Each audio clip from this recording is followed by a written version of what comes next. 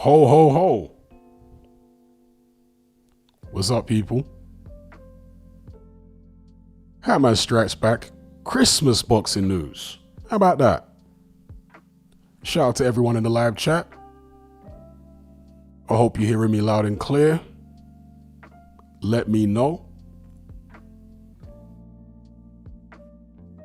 Shout out to MT, Supersized Fries, Sideman, Warts, Gaming Nerd, KO Talk, Haitian Maniac, NJ, Kieran Malcolm, Amon, Sideman, JB, Phoenix, Hannibal Beats, big up. We got Kylie in the place, we got Pacer, we got Adam Shaban, Larry Luciano, Summers Boxing, Free Coffee Guy, Joshua Hugh, Letty, Triple A, Rich Franklin in the house, David Fisher. All right, we're loud and clear.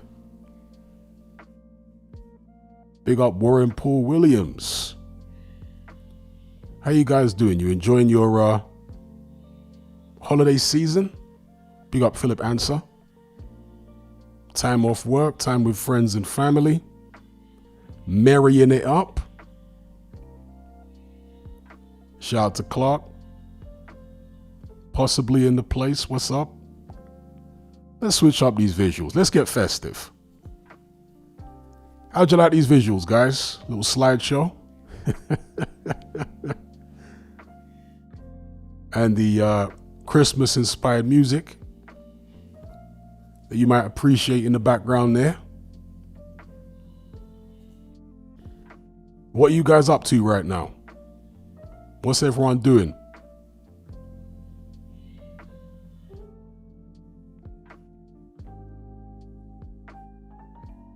All right, it's a cold night there where Warren Williams is at. Are you in the UK, the States? Where you at, Warren Williams? Shout out to Possibly. The box says, how many pints deep do you think Luke Partridge is? I reckon probably about 10, because it's still early, right?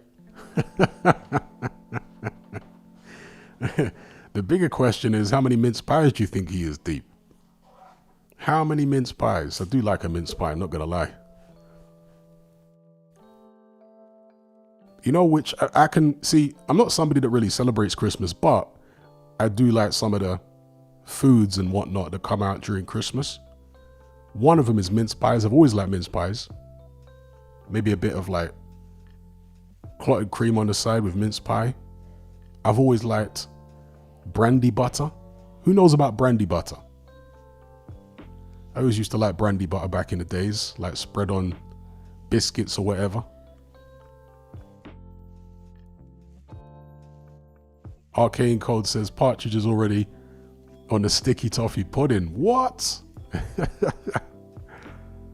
Shout out to Possibly on the peas. He says, thank you for never swearing, Hatman. Well, far from being, Mr. Squeaky Clean, I never swear on YouTube for the sake of the algorithm, to be honest.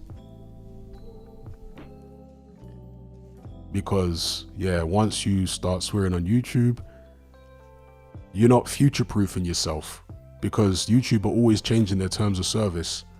There's been times when they retroactively changed their terms of service over the past couple of years, whereby they started demonetizing videos which were uploaded years ago, where people were swearing, but back then the YouTube monetization policy allowed for it. So they moved the goalpost, so I just play it safe and just don't swear at all in any of my videos. But thank you for the super chat. Hope you're enjoying your holiday season. Big up possibly on the peas.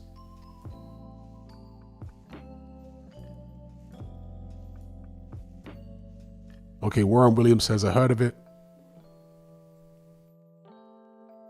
but never had it. Okay. Yeah, try brandy butter for those who are, you know, into that kind of thing. Brandy butter is very tasty. KO Talk says mince pies and brandy cream. There you go. Then you get Christmassy drinks. Bailey's is a Christmassy drink, right? A lot of people drink Bailey's at Christmas. Whiskey for the cold weather, for those who drink alcohol. The Christmassy drinks come out. Mulled wine. Does anyone actually like mulled wine? I don't know. I'm not sure if I've ever had mulled wine. Any of you guys had mulled wine? What's that like? Clark says 8 to 10 pints, I reckon, for Luke Partridge. Shout out to Philip Answer. He's about to have Christmas turkey. Casa, okay, a couple of people have mentioned the moon in the UK. Obviously, I'm not in the UK, so I don't know how the moon looks right now.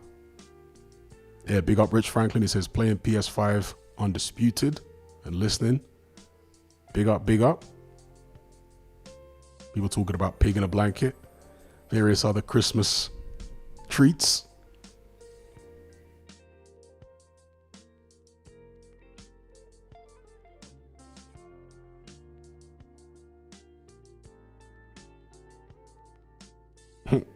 Gaming Nerd says Partridge is shadowboxing in the kitchen. Summers Boxer says mulled wine and cider is nice in the winter. Big up Anthony YouTube in the place. What's happening, my guy? You enjoying your day?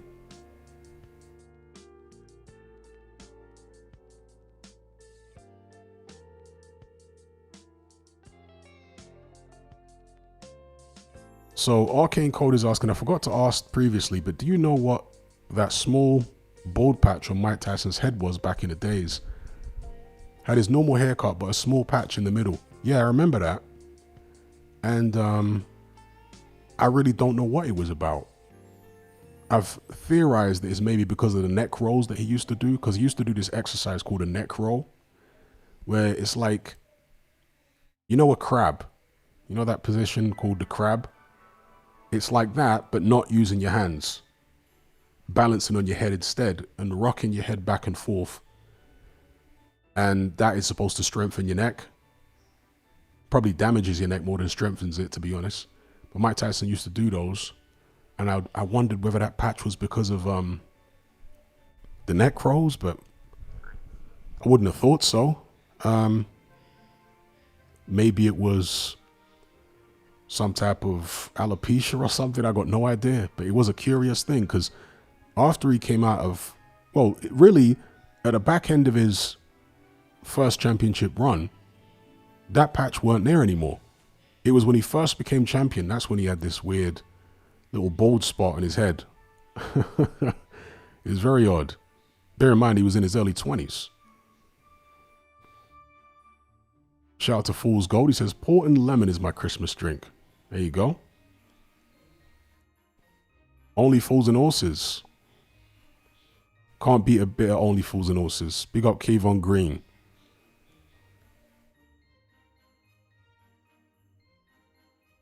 Yeah, shout out to Possibly on the Pieces. Says it's all good. I listen throughout the house without worrying about the kids. Yep, that's one thing I can tell you. I'm always squeaky clean on YouTube.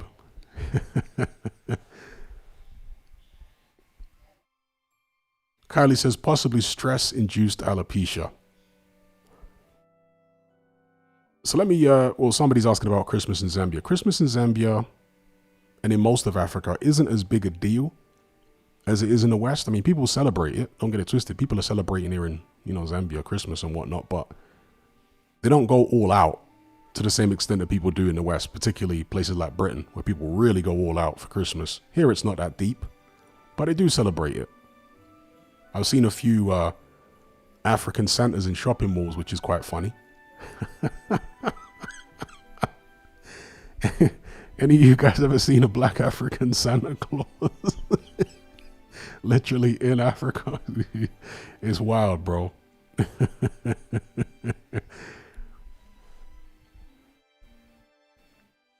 So yeah, I mean, just to emphasize how it's not that big of a deal here. I'm currently dealing with the immigration department. I've actually got to go in and see him. And they're only closed on Christmas Day, bro. So for the rest of the festive period, they're open. So that just shows how, here it's not as big a deal. Shout out to Lord McCormick for the super chat. He says, Italian PM, Christmas speech. Quote, next year will be worse. WTF, she knows. Also, AJ to iron out Wardley due to his come forward style, a lack of experience. That's an interesting take, Lord McCormick, because there has been some talk about Fabio Wardley taking on AJ, maybe in a voluntary defense. And you had, obviously, Spencer Oliver is always going to back AJ. He's AJ's friend, right? But there was a few other people on that. Paul Smith, I think, was one of them. It was on Sam and Jordan's podcast recently. Paul Smith and even David Adelaide, they're also saying that AJ's got a very good chance against Wardley. I'm reluctant to say that. Even though I might think it, I'm reluctant to say it because Wardley has proved me wrong so many times. So I don't really want to. And here's the thing, right? If we're going to think about the way fighters perform and the way we expect them to perform, yeah? When has Anthony Joshua exceeded expectations with a performance for you guys? Because I'm struggling to think of any time when AJ's actually exceeded my expectations. I think maybe only, and this weren't really a big deal, Otto Wallin. I thought that fight would go some more rounds.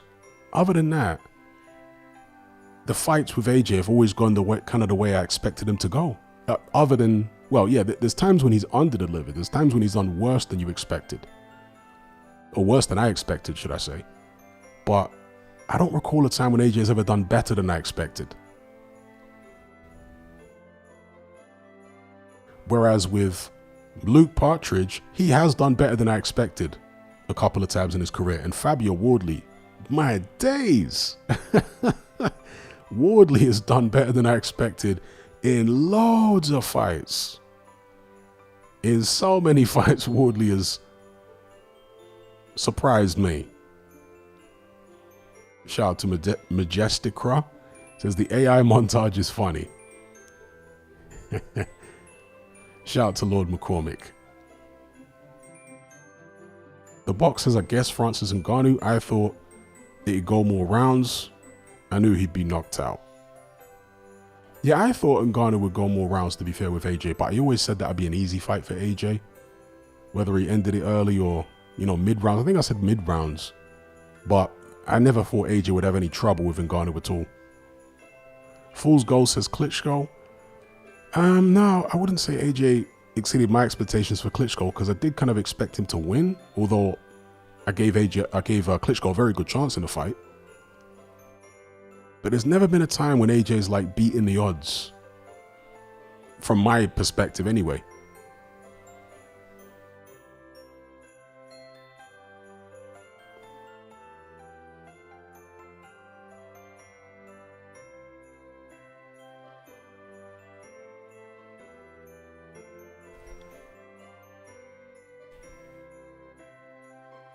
I mean, a lot of people wrote AJ off in the second Ruiz fight. I remember it clearly. There were loads of people saying, AJ can't box. There's no adjustments he can make. He can't box on the back foot. The only way he can box is to fight Ruiz head on, which I always thought was silly, because AJ was literally boxing Ruiz on the back foot in the first fight for the first 3 rounds and winning.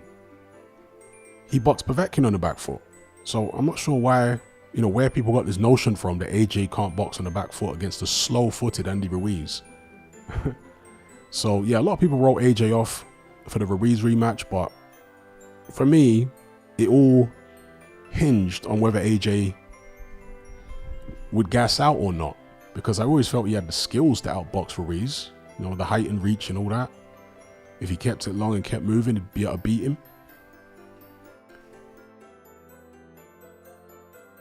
It was just whether he'd gas out or not, because it isn't just the fact he's a big guy and boxing on the back foot moving around like that is energy sapping. It's also the fact that I expected him to be anxious in that Ruiz rematch. Do you know what I mean?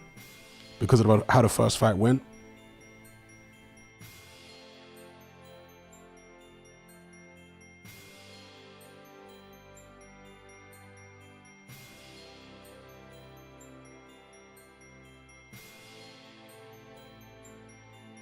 Some people are saying it shows how overrated AJ is.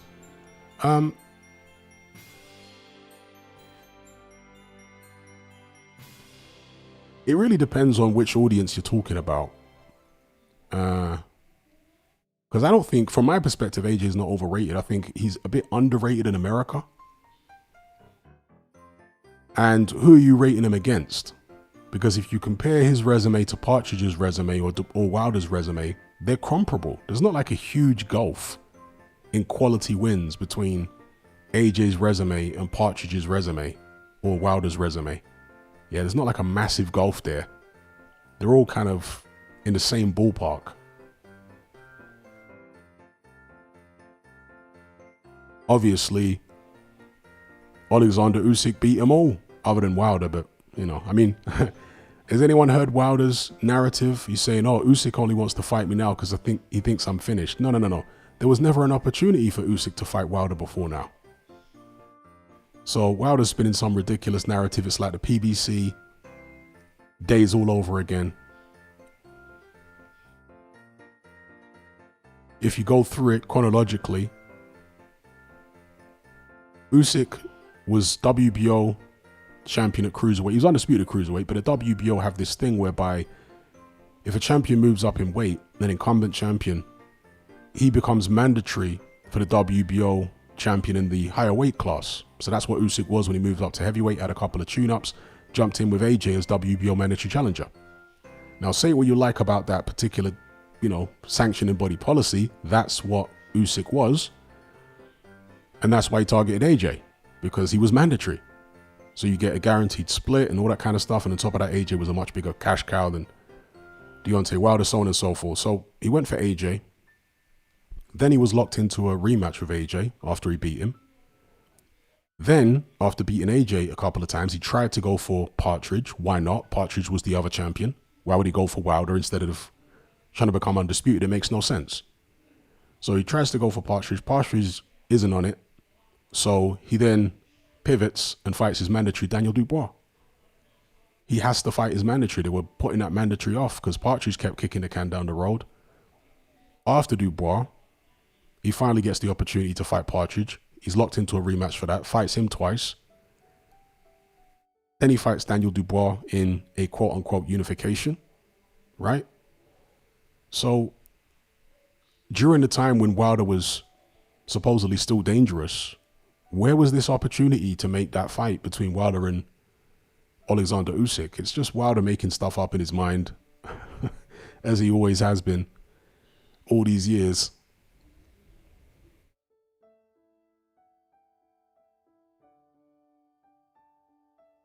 Shout out to everyone locked in.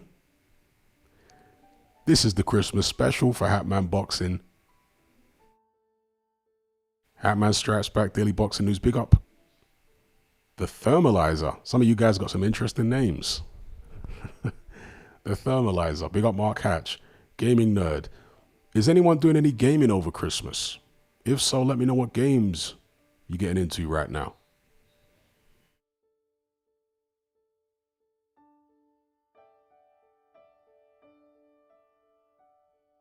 I'm trying to scroll up and see what Lord McCormick's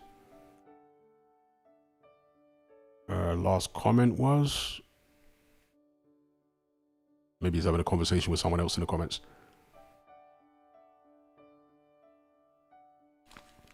Any PS5 gaming going on? PC gaming?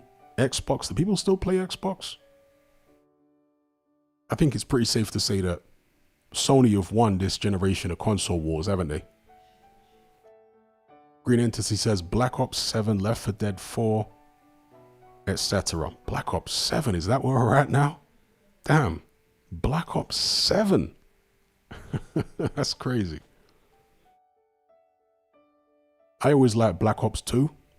I thought that was a good game. For me, Black Ops 2 was the best COD or the most enjoyable COD for me. I'm not talking about from a balanced perspective. I'm talking about just from a purely fun perspective. Black Ops 2 was the best COD since Modern Warfare 2. The most fun I had in COD since Modern Warfare 2 was Black Ops 2.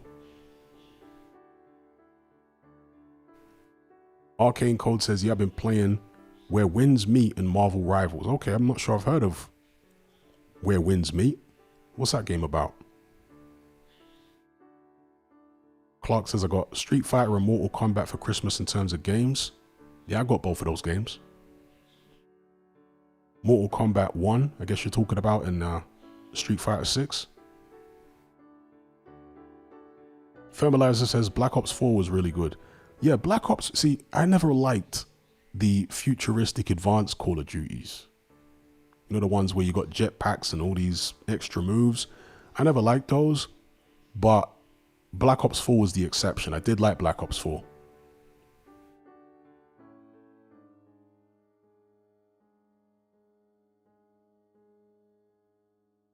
Clark says Modern Warfare 2 and Black Ops 2 are still incredibly fun. Yeah.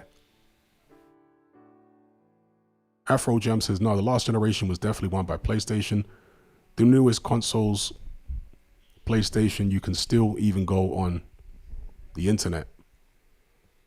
Yeah, Xbox is pretty much done now, isn't it? For this generation anyway. And even the previous generation, I don't remember Xbox beating PlayStation in the PS4 generation. I don't think they did. Ahmed Boxing, big up. He says, salute Hatman, AJ versus Logan, a good tune-up. Nah, man, that'd be a step down from fighting Jake. So I don't think that'd be a good tune-up.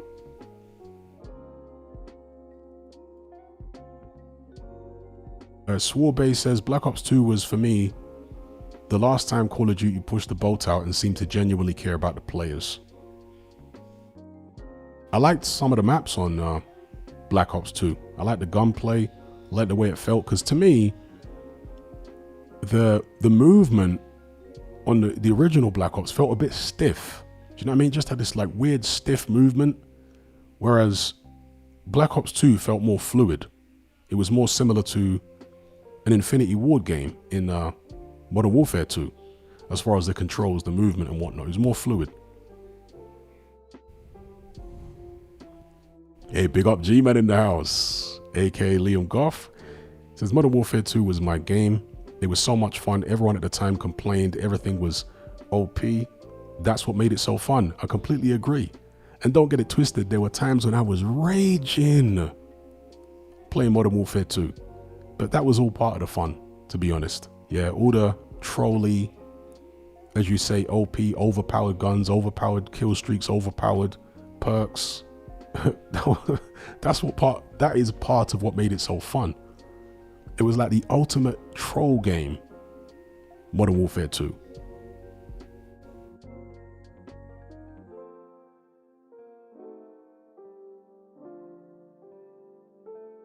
Afro Gem says, PlayStation, you can go on YouTube and other apps, but no internet. Well, I guess you're talking about the browser.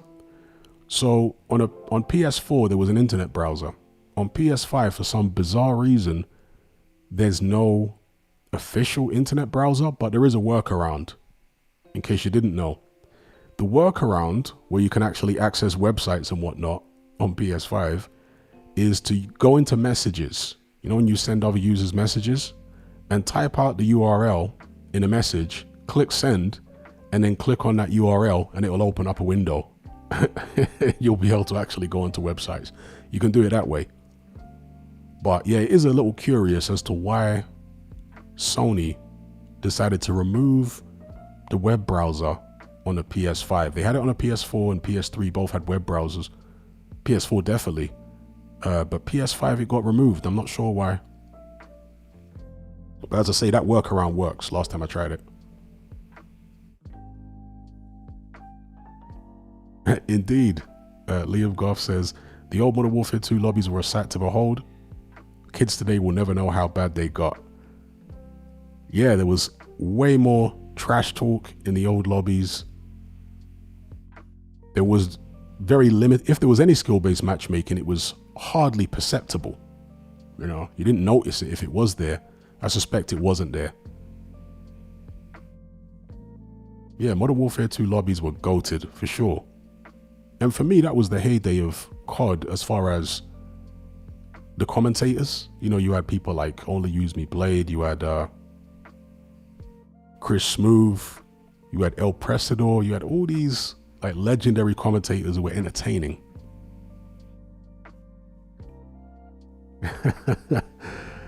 And they'd always have plenty of trash talk up there when they'd upload their videos to YouTube. People weren't so worried about the algorithm back then as well. Yeah, that's right, G-Man. I think the skill-based did come in Black Ops 2, and Black Ops 2 was a good game, but if you got in one of those sweaty lobbies, you'd be pulling your hair out if you had any. And I'm including myself in that. Yeah, Chris Smooth abusing Claymore hilarious. Chris Smooth's camping was crazy. There was once a guy, I think it was Thunder. You guys know the COD YouTuber called Thunder? He's quite funny as well. But there was one video of his back in the days where I think it was in Black Ops 2. Yeah, pretty sure it was Black Ops 2. It was on that boat level. You know that yacht level? It was on that level. And in the Treyarch games, they allowed you to like capture gameplay from other players. You know what I mean? I think that was the first game they allowed you to do that. And there was some camper called The Worm, and that guy went to the next level with the camping, bro. It was mad. The stuff that guy was doing. He put down like the riot shield thing, and he had claymores everywhere and shock charges and all this type of stuff. He set up like the ultimate camping fortress, an impenetrable camping fortress, and the amount of rage that he created with his camping was crazy.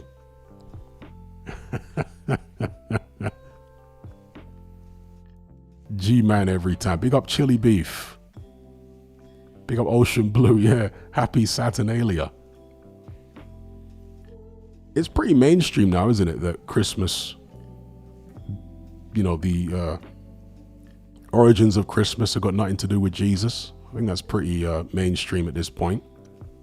Because 20 years ago, virtually nobody knew that. It was only people that are really into like esoteric information and whatnot that even knew that. But these days, I think it's pretty mainstream. Because, you know, if you follow the information in the Bible, that would put Jesus's birthday, according to a lot of biblical scholars, certainly nowhere near December, but earlier on in the year. So what it is with Christmas is it's the merging of Rome's new state religion, Christianity, with the pre-existing pagan religions. And they did that to make it more palatable because Rome was, you know, largely pagan. So if they're going to enforce this new religion on people, they're going to need to modify it a bit, or they're going to need to incorporate some of the old pagan practices into it, or people are just going to reject it. And so Christmas was one of them. In ancient Europe, there was a solstice festival, I guess, or a festival related somehow to the solstice. And in Rome, it was Saturnalia. And there were similar festivals throughout Europe, as I understand it.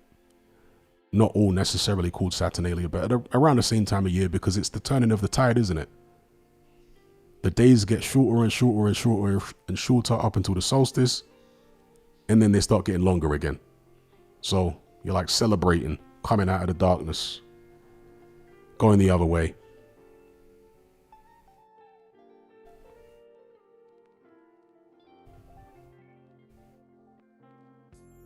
And yeah, some people will point out some of the darker aspects of Saturnalia.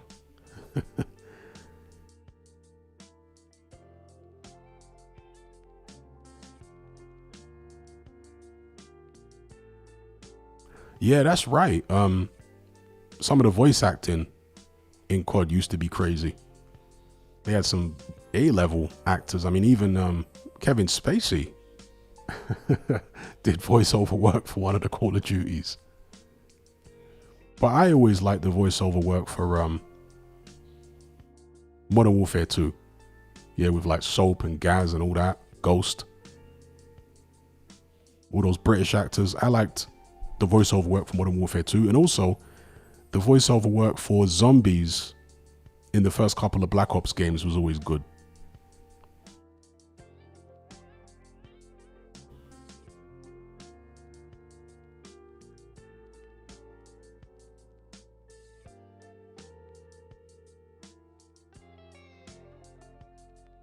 Shout out to Black Dynamite.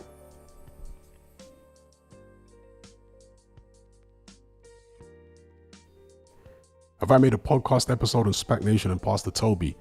No, I haven't.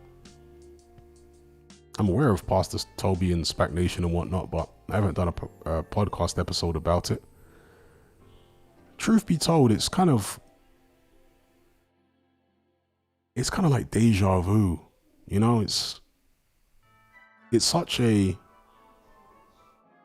reoccurring theme within the Black community in the United States and also in the UK. These corrupt pastors that are fleecing people out of money and, you know, all that kind of business. Like,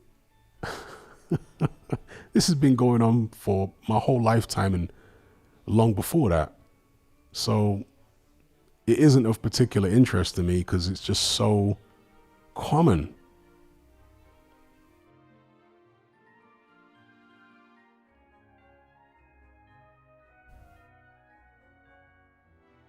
Not only is it so common, but it's something that gets exposed a lot. Do you know what I mean? If it was something that was common but didn't get exposed, I'd be more inclined to talk about it. But because it's a common thing that is constantly getting exposed, it's like, I don't really know how to put my own spin on it because it is what it is. For those who don't know, SPAC Nation basically marketed themselves as a Christian organization in the Black community in London that was trying to recruit, particularly from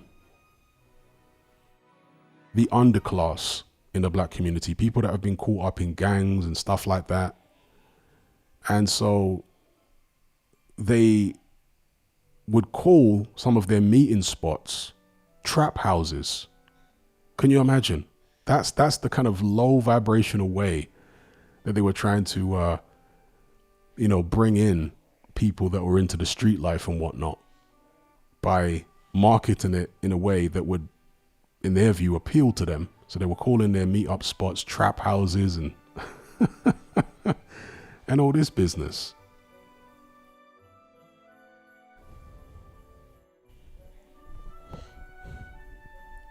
And they were basically coming with prosperity gospel, which has always been a problematic thing.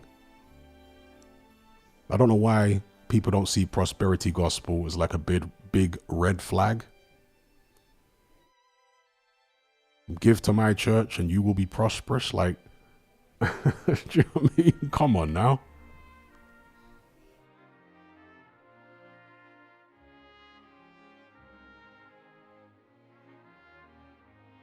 Big up the Place Boxing.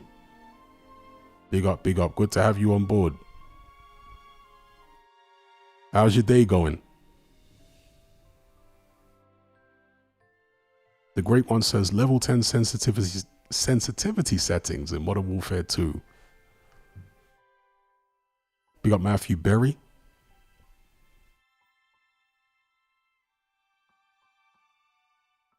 So, on the Christmas theme, before we get into some boxing talks, I do want to really get into a deeper discussion about this AJ Partridge fight, which we are told will happen in September next year.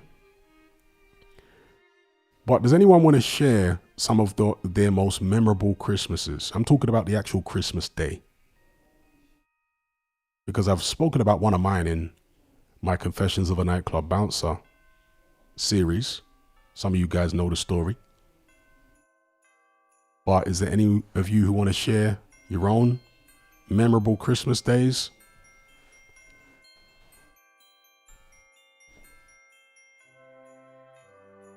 I remember when my family and I first moved to the UK, nothing would open on Christmas. In fact, when my family and I first moved to the UK, nothing was open on Sundays.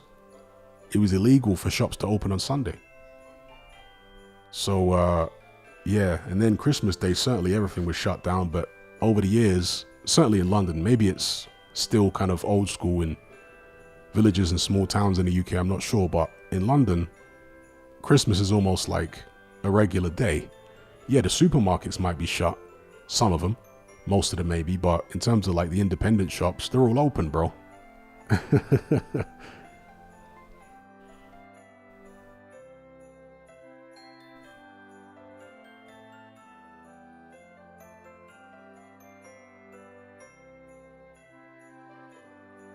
Okay, the place boxing says, awesome Hatman chilling with the boys for Christmas. Yeah, I've heard about the guy in Ghana building the ark and leading hundreds of people. I've heard about that. That's interesting. Big up Charles B in the place. Good to have you on board as always. Amali says, AJ looks like John Jones here. It actually does. AI is a bit hit and miss, isn't it?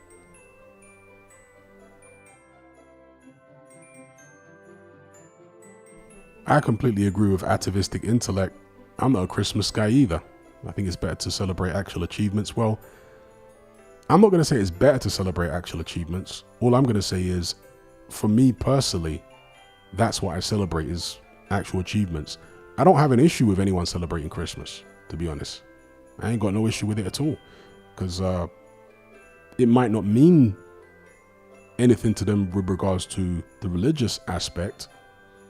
It might just be a time to be with friends and, you know, celebrations can take on new meanings and new significance over time. Do you know what I mean? And so people can put their own significance on it as an individual. Maybe it's one of the few times of the year where they get to be together with all of their family, put any differences aside, and do you know what I mean?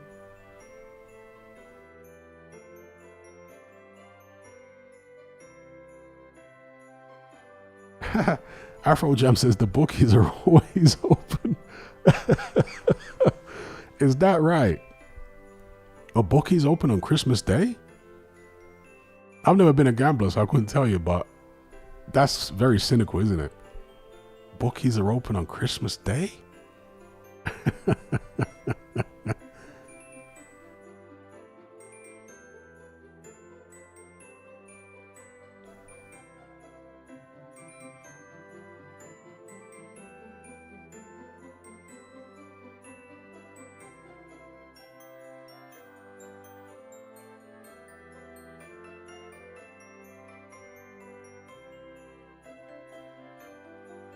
Ishmael says, it's just nice that all the family are off work and can get together more than the actual celebration of anything in particular. Yeah, that's what it is for a lot of people.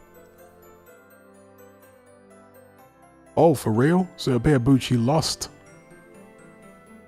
the other day when he fought. Okay. You know, the first comeback fight he had, to me, looked like the journeyman might have actually been holding back.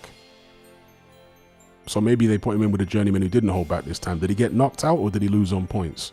Because Beabucci has looked terrible as you would expect for a man of his age, since coming back.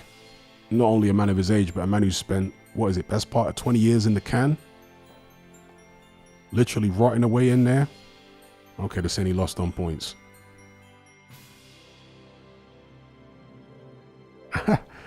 You know what? That's a fair thing to say. He says, my favorite thing about Christmas is that society actually feels somewhat wholesome for like 2 weeks. Yeah, to some extent, because Christmas is really marketed towards kids, isn't it? One of the things I always tell people about when I lived in the Middle East is that they have a much more family-oriented culture and a much more child-friendly culture. Now, some people are going to start banging on about, oh my God, you know, it's all noncy in the Middle East and all this kind of stuff. Well, actually, no. Because the age of consent in most of those Middle Eastern countries is actually higher than it is in the UK. All right. Never mind what it says in the Quran and all that kind. There's all kind of stuff in the Quran which is not practiced in the modern world by most Muslims. But yeah, all I can tell you is when I lived in the Middle East, it was an extremely family-oriented culture. They don't use sex to sell things the way they do in the West and most parts of the world, right? So it has a much more family-oriented and wholesome kind of vibe. You see husband and wife with their kids together going out and about and doing stuff far more often than you do in many other parts of the world. Let's just put it that way. So I see what you're saying also about Christmas, because again, Christmas is like marketed towards kids and whatnot in the West. And so it can give off the kind of wholesome vibe for a couple of weeks. Obviously, people are doing all sorts of unwholesome things during Christmas. The staff Christmas party, what does that lead to? All the raving that's going on and whatnot. What are people doing out there?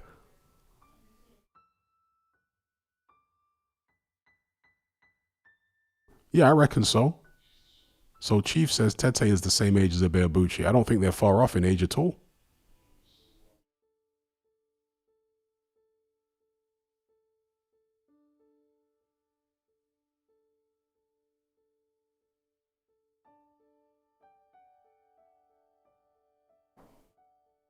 Yeah, and it would usually be the case that there's, unfortunately, violence going down, particularly on Christmas Eve and on New Year's Eve. Those are usually flashpoints. In London back in the days, there was always somebody getting shot on Christmas Eve or New Year's Eve. New Year's Eve was usually worse, but Christmas Eve too, there was some nonsense going on. Amali says, and Luke Partridge snorting snowing Christmas. Shout out to Luke125.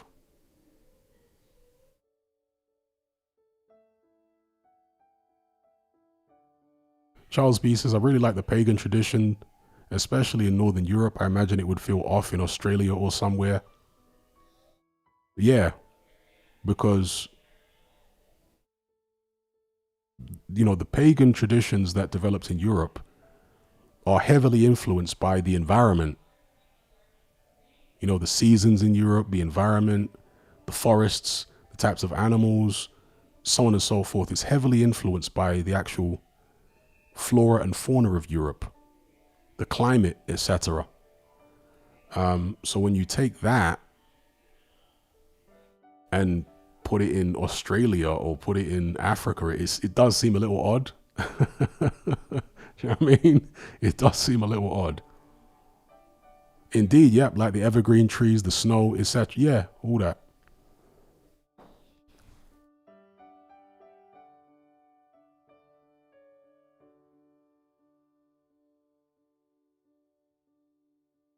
Now, with regards to Joseph Parker and the nose candy, people are saying it's a recreational drug, not a performance enhancer. Well, it's a stimulant.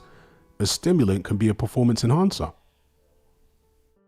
Yeah, nose candy can make you have a higher tolerance to pain. It can give you more energy. It can give you more confidence. It is a performance enhancer. It's not the most efficient performance enhancer because the effects from it, and obviously there's detrimental effects from taking it a lot. It's not something you'll be able to take all the way through training camp and be in a good space at the end of the training camp. But if you were to take it, let's say, a few hours before the fight, it might actually help you. So it is a performance enhancer. It's just not a very practical performance enhancer. Valdez says Parker is integrating his shadow. Has he been reading Carl Jung? You reckon Joseph Parker, or is he just like intuitively, instinctively integrating his shadow?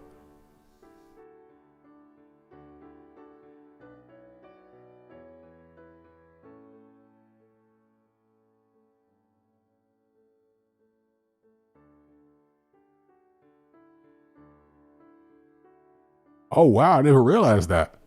Charles B says nose candy would enhance a darts player's game. It's mad to think darts players get drug tested. Is that right? that is amazing, because you know, darts players, you think of beer bellies and polo shirts and, you know, pint in hand, pork scratchings, salt and vinegar crisps, HP peanuts.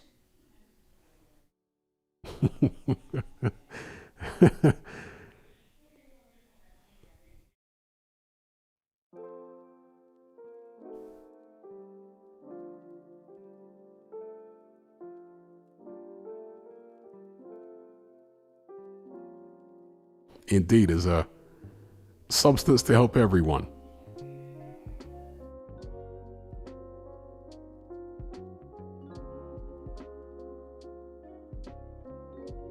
So, on the subject of Partridge, what do you guys reckon about this fight then? Which they say is likely to happen in September next year between AJ and Luke Partridge. Finally. How do you guys see it playing out? Will there be a rematch? And what will become of the winner? Will they get a title shot? Will the first fight be for a vacant belt? Or the second fight maybe? Does one of these guys, AJ, aka Femi, or Luke Partridge, have an Indian summer in their career? Ahead of us, I'm talking about. Oh wow, Liam Goff says a darts player got popped at the World Championship this year. For what? What was he taking?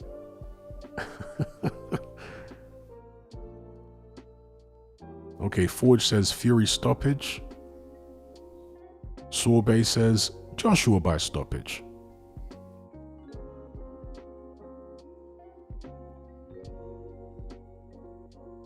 Might even be split 50-50. Let's see. Who's got Partridge and who's got Femi in this fight?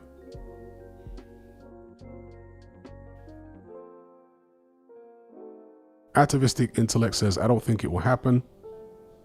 I think Partridge will get KO'd by diabetes. All right. Get KO'd by diabetes before fighting AJ. Warren Williams says, if Luke stops being a coward, LOL, I know Joshua wants it. Philip Anson says, I'd only give a prediction if the fight goes ahead. JR says, I've always thought AJ has his number. Luke Partridge will look worse than ever upon return. In his hiatus, all he's done is drink and eat whatever else. Afro Jam says, Fury will get KO'd. His chin is bad now. AJ hasn't learned, or excuse me, AJ has learned to live with it. I do think that Partridge's punch resistance is deteriorating, but he still recovers well. And he still has good instincts when he's hurt. He knows what to do instinctively. So what I'm saying is, I agree that he's easier to put down now than he's ever been before. It's easier to drop him than it's ever been before, but he just recovers very well and he knows what to do when he's in a crisis.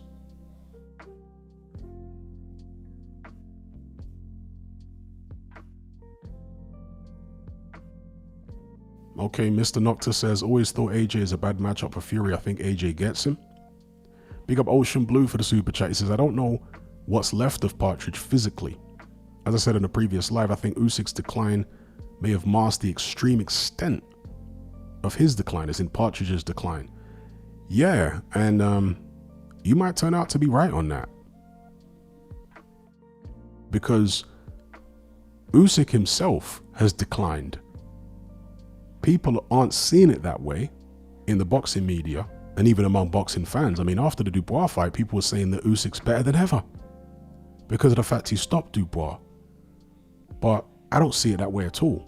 I did a video, a film study on my Patreon page a couple of months back where I played video of some of Usyk's older fights at heavyweight and then played video of his most recent fight against Dubois, and I pointed out how much slower he is now.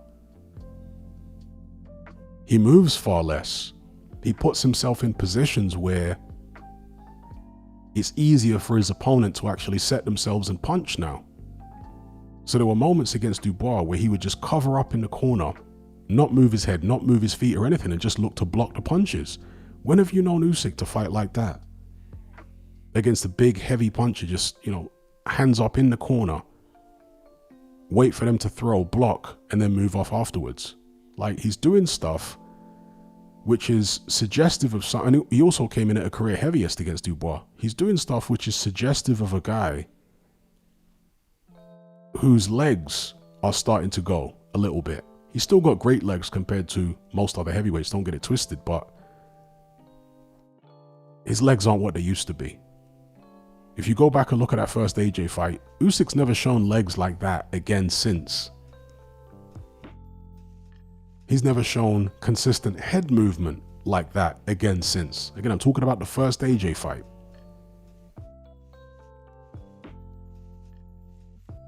So, yeah, to Ocean Blue's point, the deterioration in Usyk may have masked the deterioration in Partridge, because people are still thinking Usyk's at his absolute peak.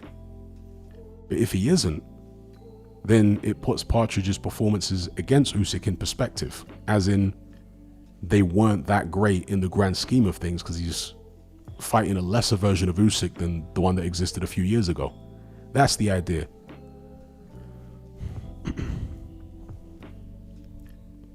Big up Ricky Red, high roll protagonist in the house.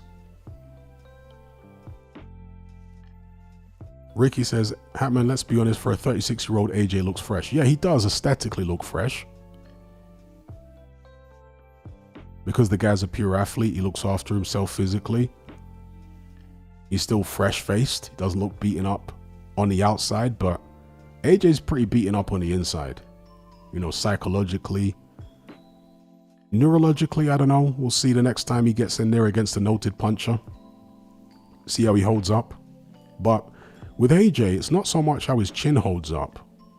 That is important, obviously. It's how he holds up under the stress of a big fight. Because, I keep saying this, he's never been as good on a big occasion. He isn't as good at rising to an occasion as Partridge is. Partridge is a very good big occasion fighter. When the heat is on, when he needs to produce, when his back is up against the wall, Partridge is going to fight to the best of his ability. Whereas AJ tends to fight a bit better when there isn't so much pressure. Big up June Sports in the house. Good to have you on board, my guy. How's your day going over there in the big US of A?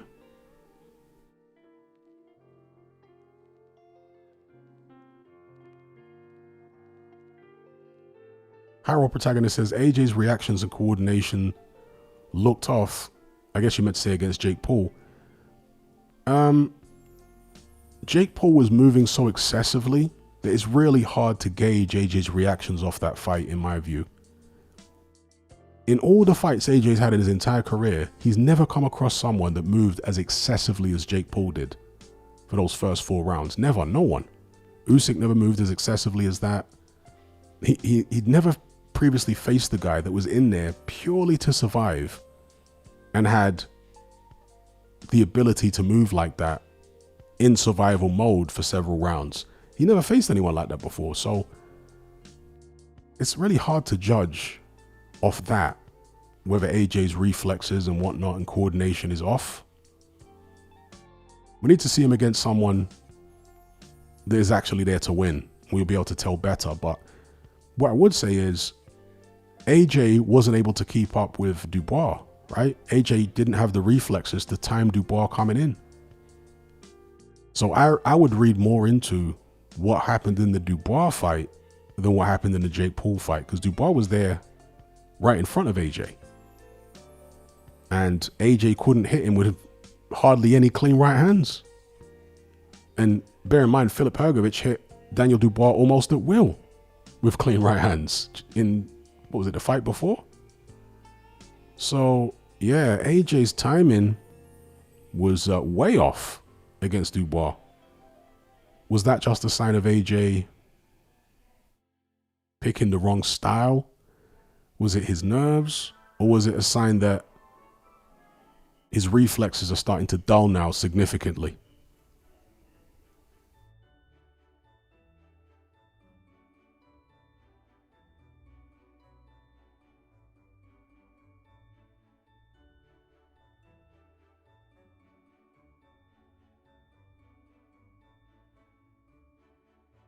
Okay, June Sports says it's a nice sunny Christmas day in NYC.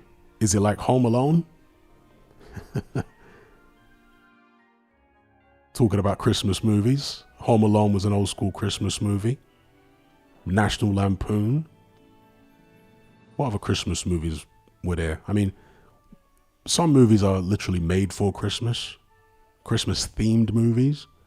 But there are also movies that don't necessarily have a Christmas theme, but just for tradition's sake, they used to always put them on at Christmas. Actually, is the BFG a Christmas themed movie? I forget now. It's been so long since I've seen it. But it was the BFG. The Snowman. Is that what it's called? With the Walking in the Air song and all that. That was a Christmas themed movie. But there were also others like The Never Ending Story. They used to put that on every Christmas. Indiana Jones. Back to the Future, for some reason, they'd always put that on at Christmas. Old school.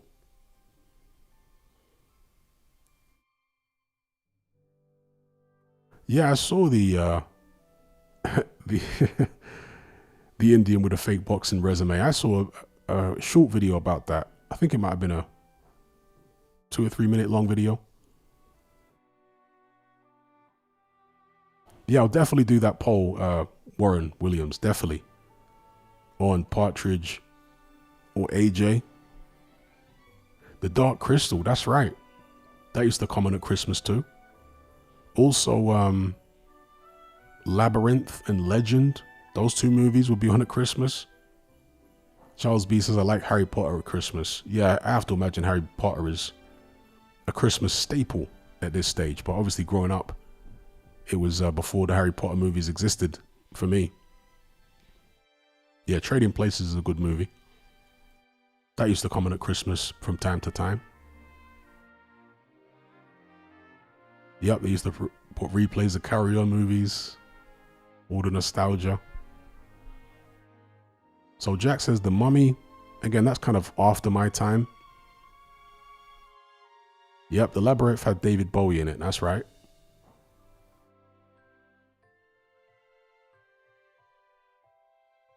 Yeah, Bond movies too. I used to look forward to Christmas movies, you know? Back in the days when there was a TV guide. The TV Times and various other TV publications with a glossy paper. And you'd be like flicking through, seeing what's on over Christmas. Blank tape in a VHS player at the ready. In fact, so often I would request blank VHS tapes as a Christmas present. So I could tape all the stuff that was going to be on over Christmas.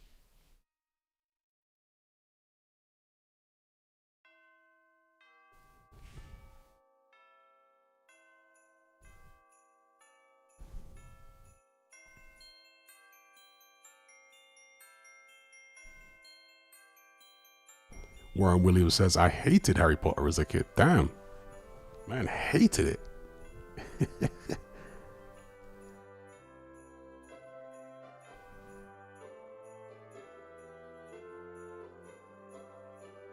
Okay, Ramon is it Roman or Romain or Roman or Roman? Says, did you know Opetaia weighs in at 188 for his fights? How much weight does he have to put on to be successful at heavyweight? 188? That can't be right. I don't think Opetaia's ever weighed that for any of his championship fights at cruiserweight. Let me look it up.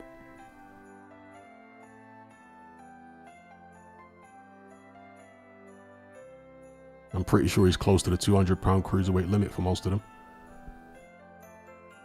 Let's have a look here. Nah, he's not 188, bro. For his last fight, he was 198. Then 199, 199, 199, 198, 198. He's never weighed anywhere close to the 180s other than for his fourth professional fight. He weighed 180. And that was back in 2016. Since then, he's been just under the 200-pound limit. And in fact, for one fight, he weighed 217. I never realized that. So Opetaia has actually fought at heavyweight before. I don't know if there's footage of that fight anywhere, but he weighed 217 pounds in 2017 against a journeyman called Moses Havia. Anyone ever seen that fight? Opetaia at heavyweight, 217. He also weighed 209 pounds back in 2016, so that's technically also a heavyweight fight. But when you're 217, that's like full-on heavyweight. Or bridgerweight today, but you know, who recognizes bridgerweight? And incidentally, his opponent for that fight, well, in 2017, he had a fight where he was 210, and the opponent was 225. That's also a heavyweight fight. And the fight after that, Opetaia was 217, and the opponent was 233. So yeah, they're two bona fide heavyweight fights. Obviously against journeymen, but yeah, so Opetaia, other than his fourth pro fight, has never been anywhere close to like 288. Oh, okay, you meant to say 298.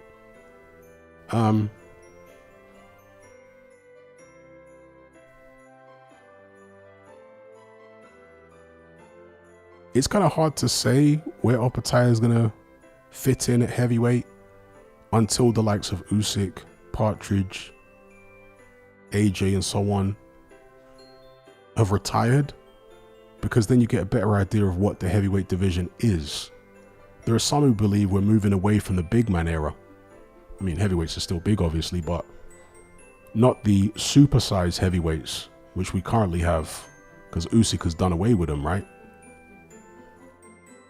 Dwyer, for example, thinks we're going to go back into more of a smaller heavyweight era where there's more speed and movement and stuff like that, with the likes of Moses Itauma maybe leading the charge.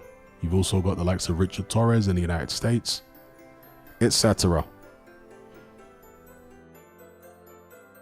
So the question is, and it is an interesting question, would Opetaia fare better against the big clunky heavyweights? Or would he fare better against smaller heavyweights who are closer to him in height and reach, but are also very fast and powerful? Big up the Green Entity, excuse me, says, here's a good one. Bo versus Fury, the Fury that destroyed Wilder in the second fight, or Riddick Bowe, who wins? That really is a good one. I have to big you up for that.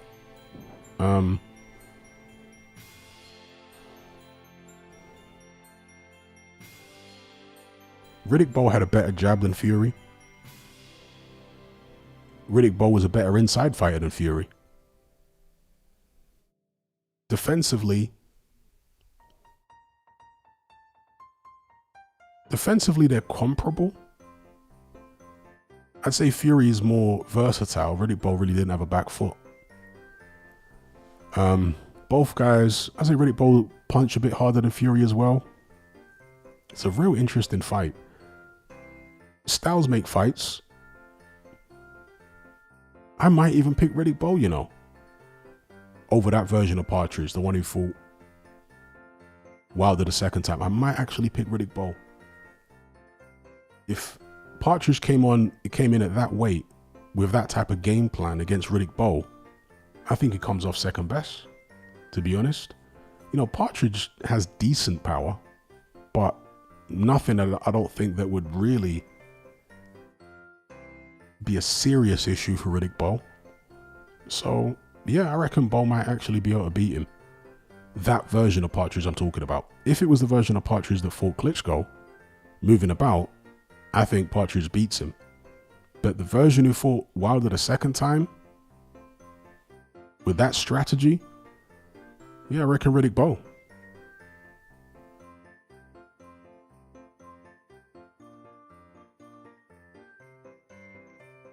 Spinal Tyson says, no way Bowe out jabs Luke. I disagree. The heavy version of Luke that fought Wilder the second time, I think Bowe does out jab him. I think Bowe's jab was more accurate. I think he's got better balance. Yeah, I think Bowe would out jab Partridge on the front foot. If they're both trying to take center ring, I think Bowe's jab is better.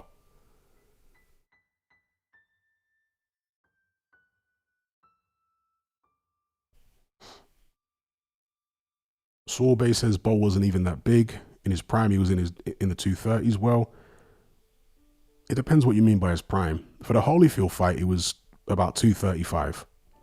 But for most of his championship fights, he was in the 240s. It was only right at the back end of his career proper that he weighed in the 230s again.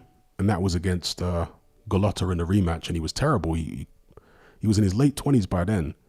But getting back down to the mid 230s was something he couldn't do healthily anymore by the time he was in his late 20s. His body had grown, and yeah, when he came in the mid 230s for that Golota rematch, he was totally drained. It was a terrible mistake. But for most of his fights at championship level, Riddick Bowe was in the 240s. He went in the 230s. He was only in the 230s really for one championship fight. That was the first Holyfield fight. Now, don't get it twisted. By today's standards, yeah, Riddick Bowe's a relatively kind of medium-sized heavyweight. 6'5", 81 or 82-inch reach. You know, low to mid 240s in weight. But bear in mind, he fought much bigger guys, such as Jorge Luis Gonzalez, who was a very good Cuban amateur. And Gonzalez was like 6'7", a modern size heavyweight in terms of height and reach and whatnot. Probably weighed in the 240s himself, Gonzalez. And Partridge, really, if you strip the fat off him, he's not any more than 250.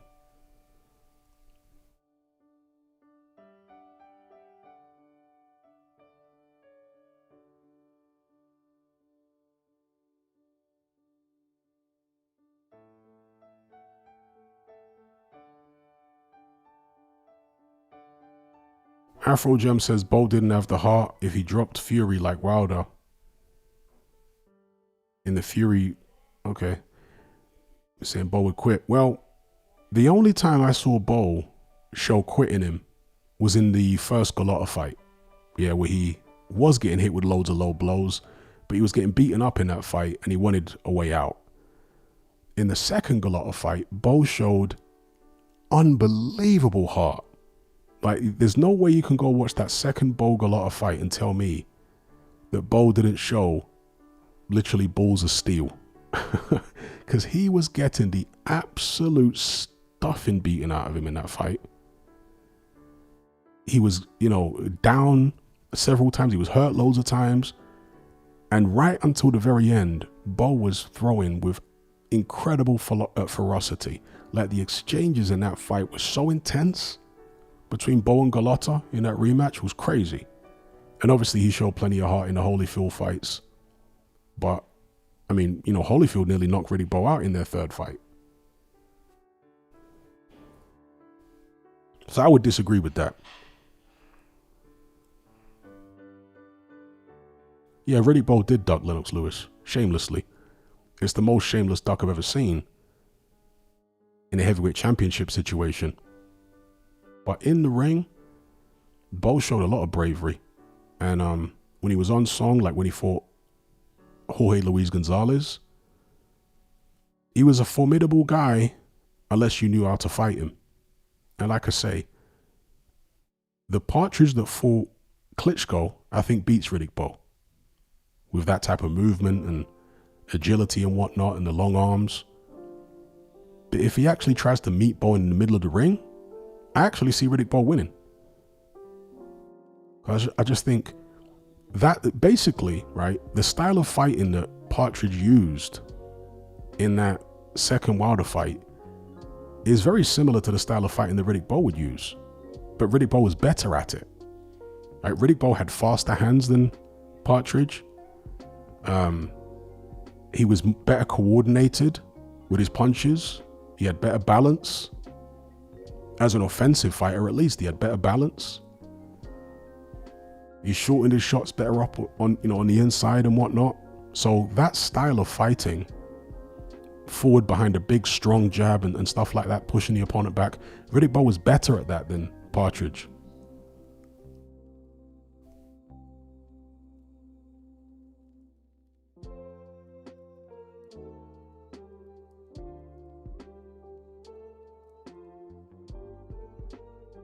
JR says, do you agree, that a motivated Ray Mercer would ice AJ?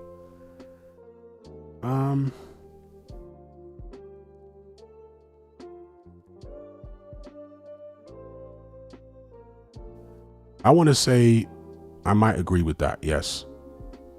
I might agree with that. Because you think about the Ray Mercer, even though he was kind of overweight when he fought Lennox Lewis, he was in good cardiovascular shape. And I know this sounds counterintuitive when you look at the aesthetic condition that Mercer was in against Lewis versus the aesthetic condition he was in against Holyfield. But I'm just telling you, folks, if you're familiar with Ray Mercer fights over the years, you will know that he was not himself in that Holyfield fight. He was clearly drained. It was another example of a guy in his 30s trying to get down to a weight that he was at when he was much younger and being able to do it, but not being able to do it healthily, right? He was weakened in that Holyfield fight. But when he fought Lewis, he was much heavier. He hadn't tried to drain himself, and he had plenty of energy compared to the Holyfield fight anyway. And that version of Ray Mercer who took Lewis into the trenches, yeah, he might do AJ. He might do him. Pause.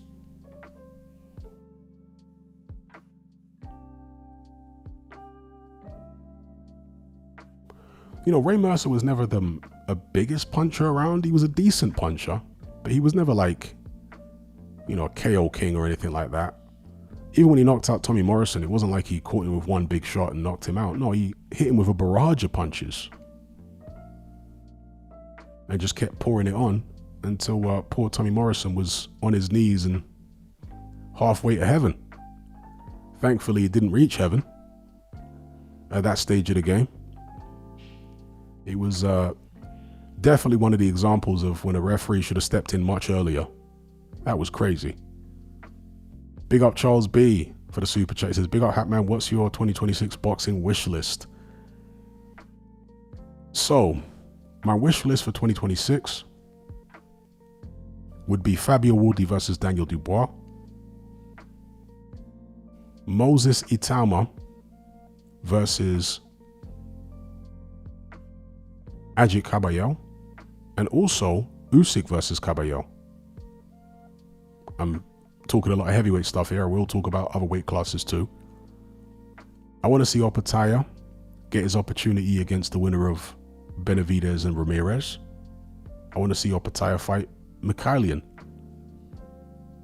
A light heavyweight, I'd like to see Ben Whittaker take on Craig Richards. I know it's a much lower level fight, but still, I'd like to see that. See what Ben Whittaker can do with Craig Richards, or even Willie Hutchinson. I'd like to see at super middleweight Hamza Shiraz versus Diego Pacheco, or even either Diego Pacheco or Shiraz against Mbili, because Mbili's all action. At middleweight, it's a bit of a mess at the moment, isn't it? Because you've just had Janabek getting popped for PEDs. If they can sort that out, I'd like to see someone try and unify the middleweight division. So, get Janabek and Erislandy Lara back on. At junior middleweight, it depends on whether Terence Crawford's going to stick around, you know, because Terence Crawford could fight at middleweight against Janabek or Erislandy Lara. He could also fight at 154, which is probably a more dangerous division at this stage. So I'd like to see Boots Ennis versus Virgil Ortiz at 154, definitely. At welterweight, do I want to see Devin Haney fight Ryan Garcia again? I don't mind if that fight happens or not, to be honest. I'd like to see Conor Benn actually fight somebody at 154, excuse me, at 147. Somebody legit before getting a title shot. It's not the strongest division in the world at the moment, is it? 147. We do have Rolly Romero. Devin Haney, obviously a new champion. Who else is at 147? I keep forgetting now. Romero, Haney. Who's the Mexican guy? Why has his name escaped me? The one that Ben's been talking about for years.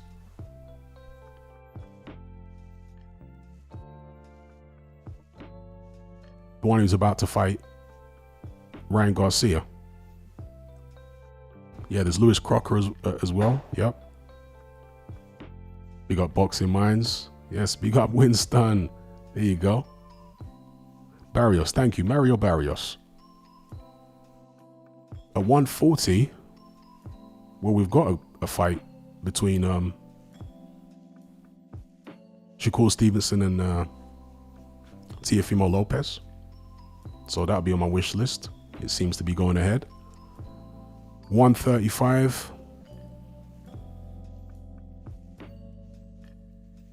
You got Abdullah Mason at 135. You got, should we even talk about Tank Davis? Stank Davis. Little Cabbage Patch Kid. Been trolling the boxing community for years with BS fights. Avoiding the fights we want.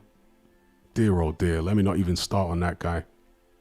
But he's still got a belt at 135. Yeah, there's a fight actually. I'd still like to see Floyd Schofield fight Shakur Stevenson. I'd like to even see Floyd Schofield against Muratala, excuse me, or Abdullah Mason. To me, Schofield is interesting. Schofield's got an exciting style, for me anyway. So I'd like to see him in the mix. Super featherweight. I'm not really interested in that division, to be fair. You got who? Jazza Dickens? He's randomly WBA champion at super featherweight. Who else is there? Oh, Shaki Foster. I'm not sure who the other champions are. I forget now. At featherweight, there's like Nick Ball. Who else is at featherweight? What's Ray Ford? No, Ray Ford's at super featherweight now, isn't he? So yeah, I'd like to see Ray Ford in the mix. But yeah, big up Charles B every time. What's on your wish list for 2026 in boxing, Charles?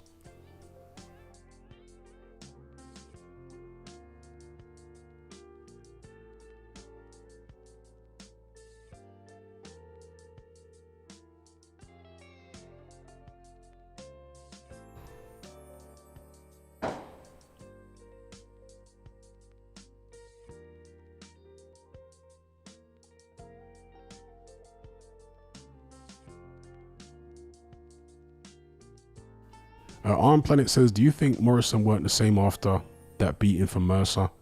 I don't think his chin was the same, but in most other aspects he was the same. In fact, I think he improved in some ways after the Mercer fight. He actually developed a back foot, which he used against George Foreman. Nobody expected that. That was a hell of a switch up. Very few people expected him to get on his bicycle and actually be able to outbox George Foreman on the back foot. I mean, people expected Morrison to come forward, you know? Or maybe be kind of in and out the way Holyfield was against Foreman. But he literally hopped on his bike, jab, jab, combinations, move, for the whole 12 rounds against Foreman. So he developed certain aspects of his game as a pro. And, he was a good amateur, Tommy Morrison. So he always could box, but he didn't use that boxing style as a pro, from what I can recall anyway, up until he fought George Foreman. That's when he bust out the back foot again. But yeah, I think Morrison improved in some ways after the Mercer fight, but his chin didn't. I think his chin was cracked from that fight and was never the same again.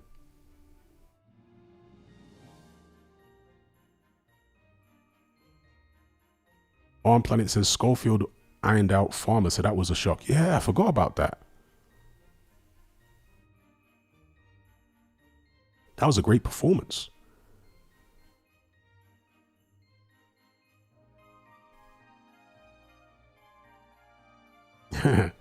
Mark Hatch says, make Yard versus Lyndon Arthur 4 and Fury Chisora 4. Yeah, please no. Charles B says, Bivol versus Benavidez Atalma to challenge for the belt and Boots Ortiz. Yep. Definitely all on my wish list. Big up Charles B. Big up June Sports. He says, can you compare and contrast the personality differences between real gangsters and the wannabes in the club from your bouncer days? Okay. So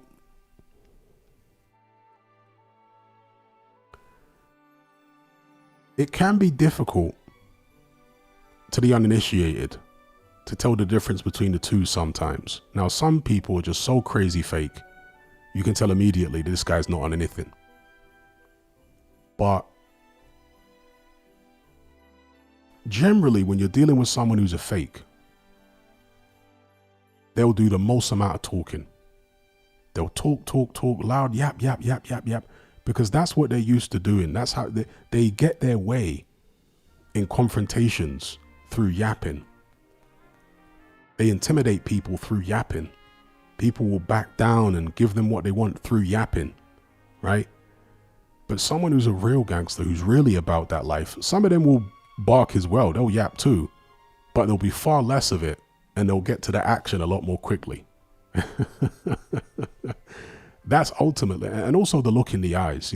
There's some people that are real gangsters, and you just look at their eyes and you instantly know this person is dangerous. Yeah, especially when they're calm. I'm not talking about when someone's got their adrenaline up, because anyone can look crazy in the eyes when they're in a rage, right? But I'm talking about when someone's calm and you look at their eyes and you're like, whoa, this guy's dangerous. You could just tell a certain look from their eyes, especially if they're a killer. Yeah.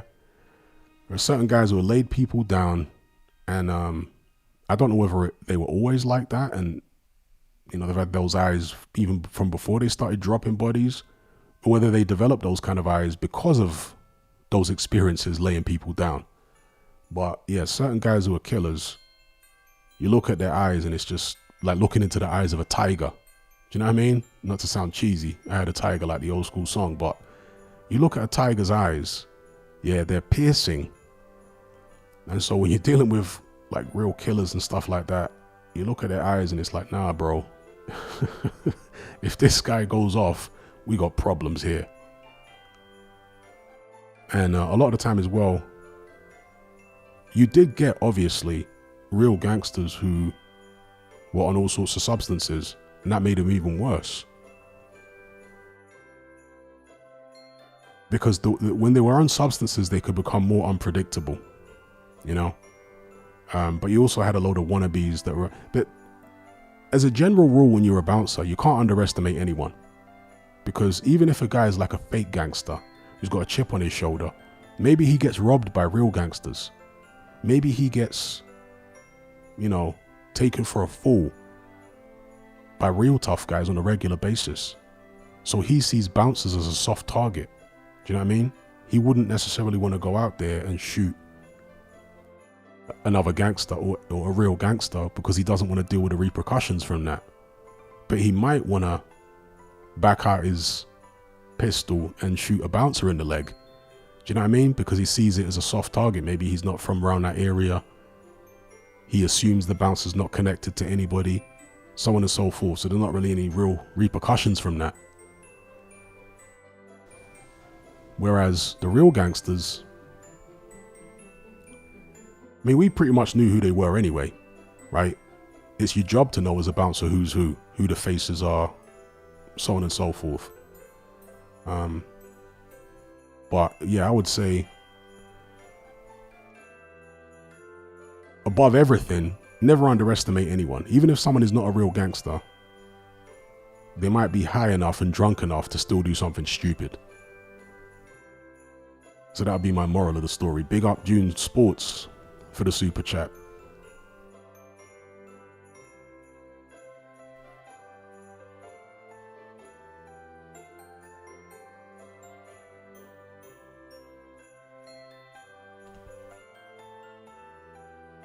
I mean, back in the days, I have to imagine it's similar now, but back in the days when I was a bouncer, I mean, the first company I worked for and a couple of the other companies subsequent were run by gangsters. That was normal back then. Maybe it's still the case now, I'm not sure, but back then it was normal for gangsters to run nightclub security.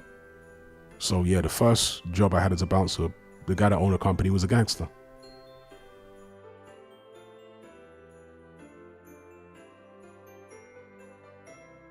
And for those who don't know, who haven't heard my Confessions of a Nightclub Bouncer series, when I went for an interview with this guy, to try and get a job as a bouncer,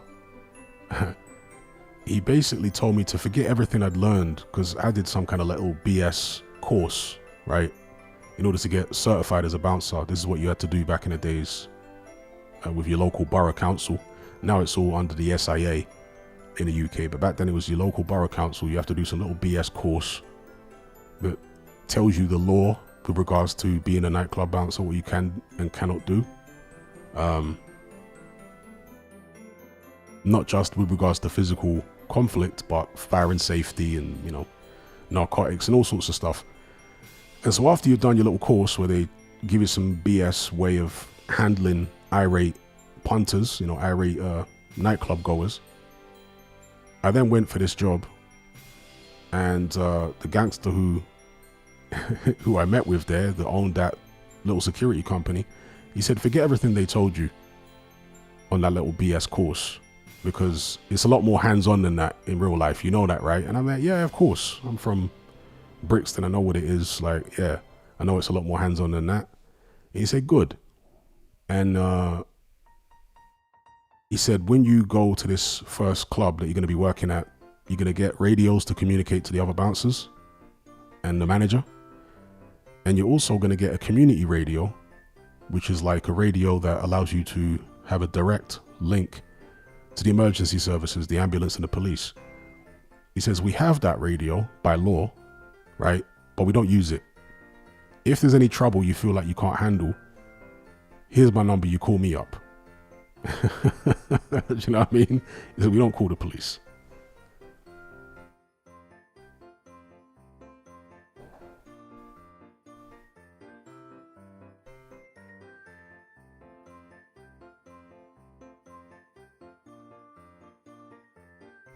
Charles B says, round by me, the clubs are all run by old head football hooligans.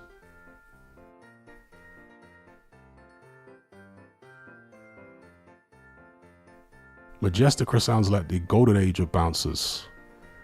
Golden age or dark age, depending on what perspective you're coming from.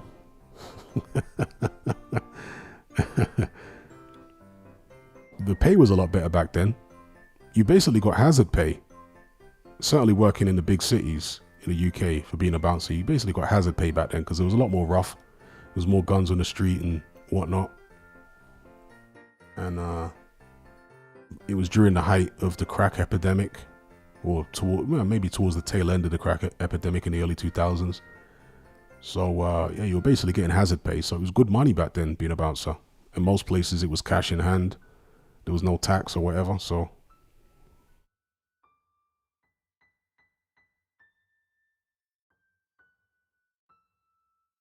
okay, Majestic Chris says, nowadays we have police channels on our radios. I'm a bouncer in Manchester. So you mean like every individual radio that each bouncer has, you got police channels on there? Okay. Because when I was a bouncer, there was only one radio called the community radio. And it was a massive big radio, right? That was the only one that had police and ambulance channels on it, and fire service as well. There was one, usually one per venue, sometimes two community radios.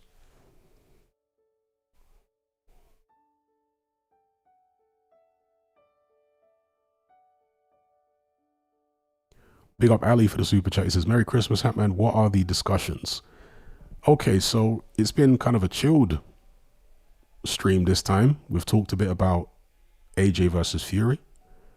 We've talked a bit about, well, just now, my time as a bouncer, the difference between fake gangsters and real ones.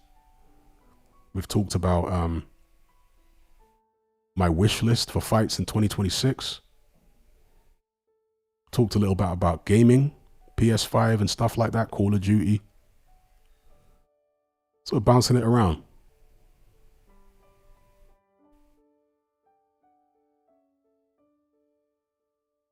JM says the good times when people would squash beef with a straightener, no head stomps or shanking for the most part. Nah, bro. Where I grew up, it was worse. I mean, talk about head stomps. Like the football hooligans used to love doing that. The old school football, since Charles B mentioned football hooligans, those guys in the 80s anyway, you know, like the skinhead gangs who were into football hooliganism, they used to wear steel toe boots, specifically because if they got you on the ground, they wanted to knock you out by kicking you in the head. Crazy, right? People died because of that, getting kicked in the head with steel toe boots. So people were getting stomped out all over the place in the football hooligan era, bro. And I don't know whether the knife work was as prevalent then as it is now. It's hard to say because there was so many more guns on the street back then.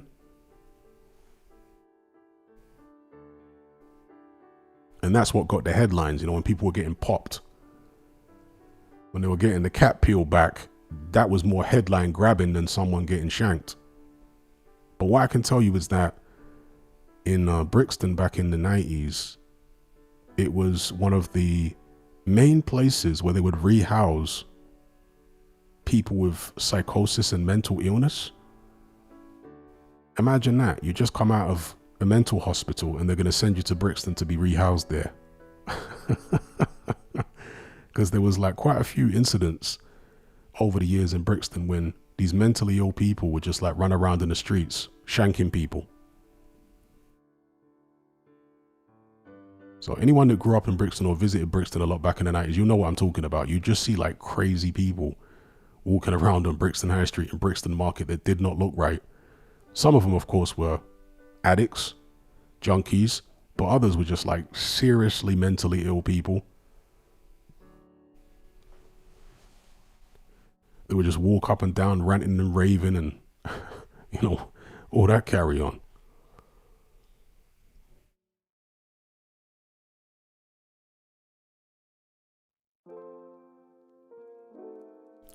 I think my tab has crashed there. Let me just refresh it real quick.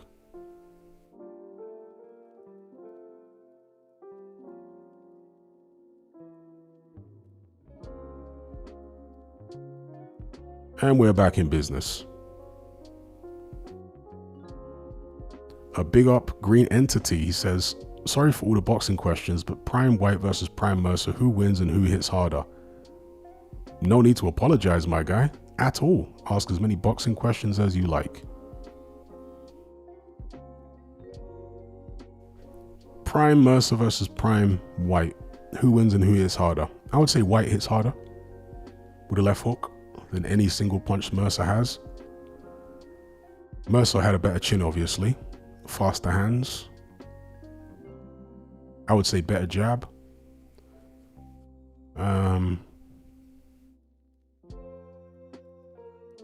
But Mercer really blew hot and cold because for those who don't know, Mercer had a real serious drinking problem throughout most of his career. He's a military veteran as well, Ray Mercer. When he was boxing as an amateur, he was boxing for the US Army.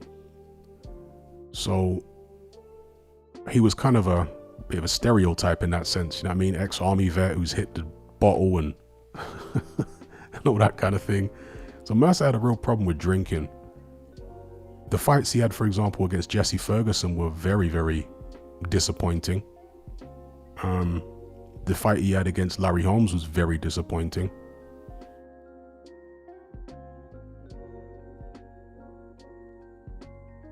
So Mercer would blow hot and cold. I'm going to say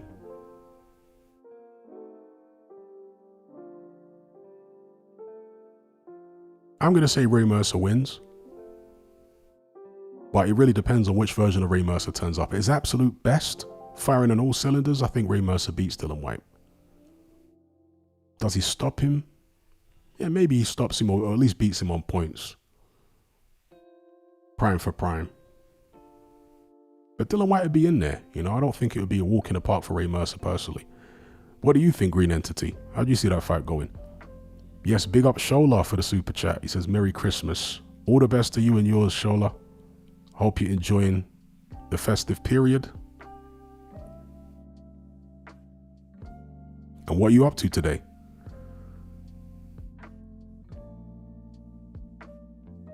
No, I've not yet watched the Boxing King media interview, Ali, but we'll get round to it.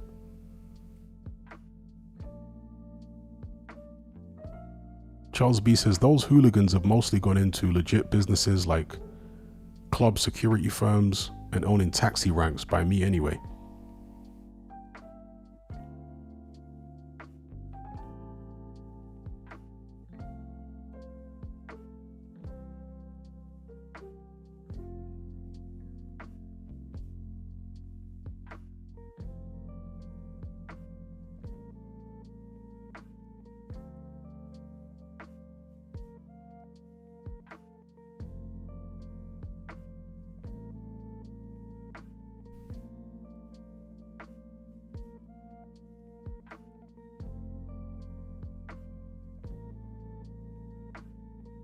Big up Shola.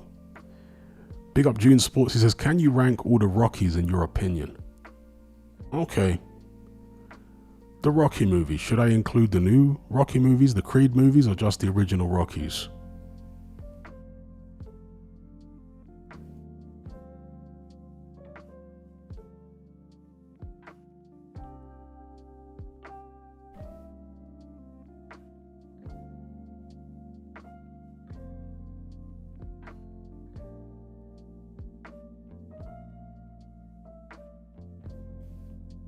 Okay. Majestica says nowadays we have police channels on our radios. Okay, yeah, I've read that one already. Oh, I'm looking at the old tab here. Excuse me. Oh, Creed 2. Okay, so I can automatically tell you that the Creed movies for me are at the bottom. Just right away.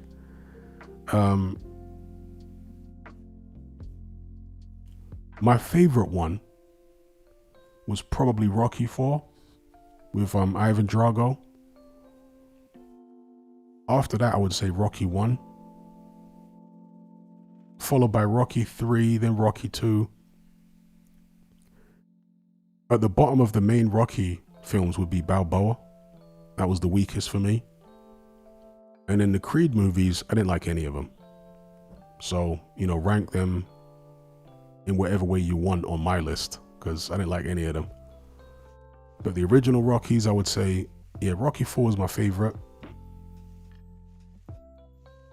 Followed by the original, then 3, then 2. Oh, I forgot about 5. Then 5, then Balboa. 5 is the one that had Tommy Morrison in it, with a little fake Don King character who kept saying, touch me and I'll sue. But yeah, I do like the Drago Rocky. He had so many like iconic bits in it.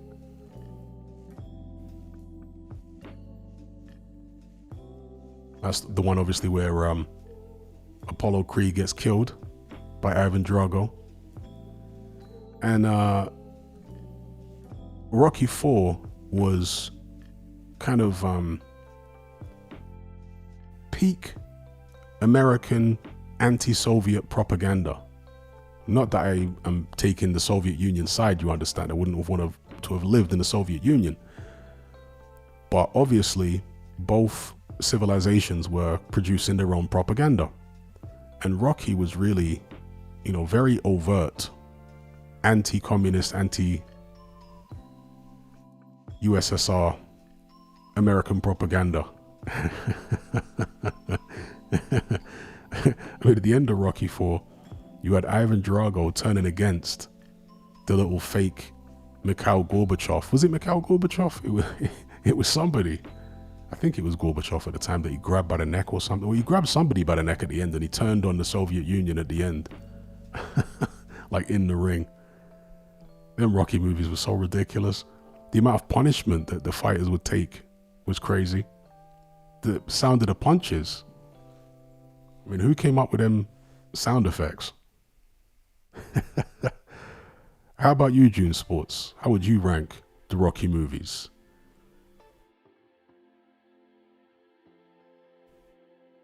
Big up James Clifford for the super chat. He says, Harold Graham versus Nigel Bennett middle, who wins?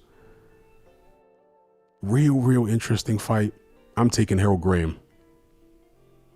Nigel Benn's got a serious chance, don't get it twisted, if he catches Harold. But prime for prime, and Harold Graham was the nearly man. He never really quite achieved the success that his ability would have suggested that he would have. But on his day, he was a serious hombre. So I would edge towards Harold Graham at middleweight against Nigel Benn. At super middleweight, I'd lean more towards Ben.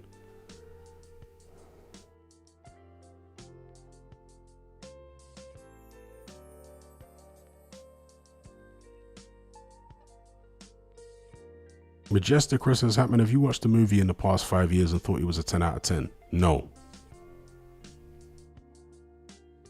Okay, June Sports says Rocky 3 followed by 4, 1, 5, 2. Creed 1 and 3 are a tie and Creed 2 is bad. What's so bad about Creed? I don't think the cheesy 80s formula works in a modern context. It just seems like a pale imitation of what happened in the 80s. And also, I don't like these movies where you've got these old washed up characters, washed up actors reprising their previous roles. And obviously, Stallone isn't a fighter in the Creed movies, but he's still hanging about. And he's still this like sad old man who I guess has lost his wife. And it's just, come on, man. I don't want to see that same character again. And basically, the Rocky stories in all the movies, including Creed, it's basically the same story the whole time. It's just a way of remixing the same like hero's journey story in every single movie. And it's just tired at that point. And they had a certain chemistry in the original Rocky movies with that set of actors. Sylvester Stallone, the guy that played Mickey, whatever his name was, the guy that played Paulie, I forget their names, the actors' names, but they had a certain chemistry. Obviously, Carl Withers, is it, that played Apollo Creed? They had a certain chemistry. They had certain actors back then who were name brands in their field. I mean, you had people like Mr. T, right? B.A. Baracus, Mr. T, who played Clubber Lang in Rocky 3. So he was like a known tough guy and whatnot, who was a very unique kind of character. So they put him in a Rocky movie. And it was a formula that worked for a while. But in the modern context, the world is just a different place, So I don't think that hero's journey, rags to riches, against the odds type thing works as well, because the story's just been told a gazillion times in a gazillion different movies at this stage.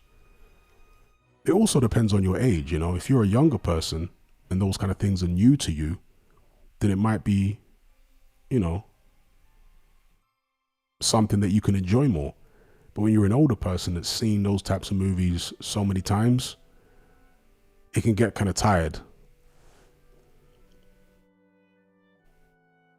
Majestica says June was good, but it was a remake. Well, yeah, because the original June was absolutely shockingly bad. Yeah. The original, I've got no idea why the original June had any kind of cult following, because it was absolutely terrible, bro. Like, that original June is honestly one of the worst movies I've ever seen. So how that got a cult following, yeah, I'll never know. Obviously, there was the book, which was very popular. But the movie adaptation of the book, yeah, shocking. So when they remade June, all those decades later, they didn't exactly have big boots to fill. You know what I mean? They didn't have big shoes to fill remaking that movie, bro, because the bar was so low.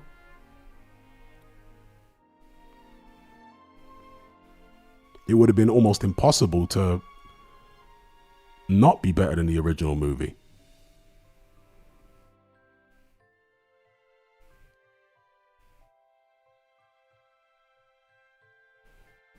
Ocean Blue says the Rockies are god awful.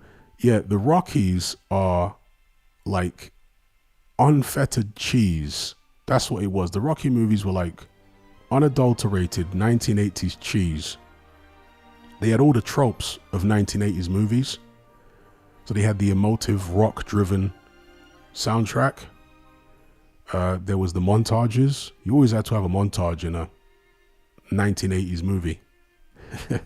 There was the hero's journey, which was basically being spammed in the 80s. You had like Karate Kid. That was a hero's journey. I mean, so many of the movies in the 80s were just churning out the hero's journey formula, which was very enjoyable back then because you got the big emotional payoff at the end of the film, which everyone was looking forward to. But yeah, Rocky was like, the first Rocky came out in the 70s, but I think most of them came out in the 80s and whatnot. But yeah, it was the epitome of 1980s feel-good hero's journey cheese.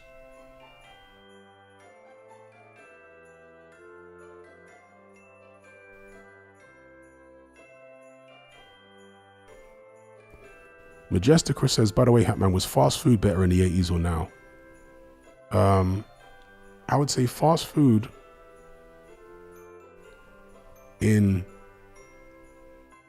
depends where you are in the world. I would say in America, and I was never in America in the 80s, I was in America in the 90s.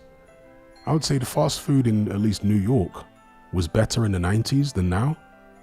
Or, yeah, better in the 90s than now.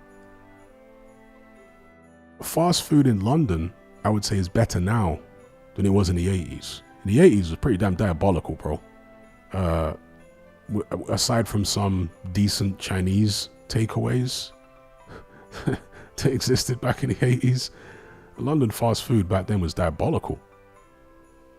It's gotten better now. It's still not a great place. If you want to eat nice food in the UK, London is not the one.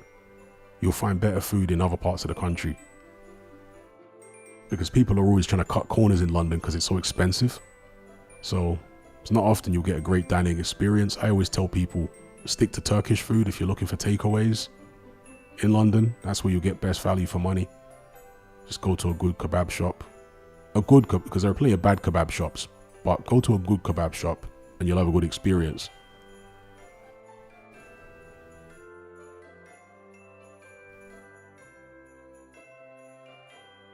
Ocean Blue says, plus Stallone's speech impediment really irritates me.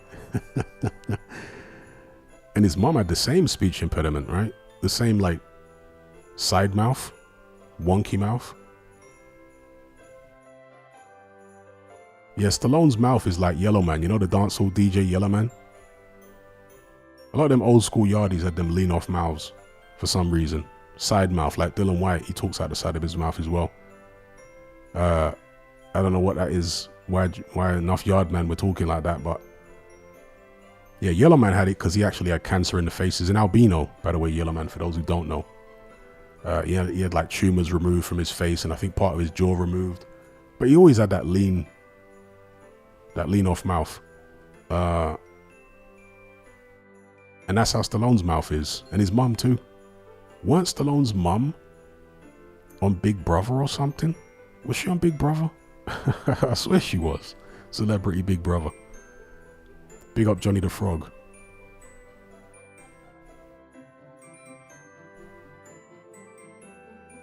What I can say is that McDonald's was better in the UK back in the days than it is now.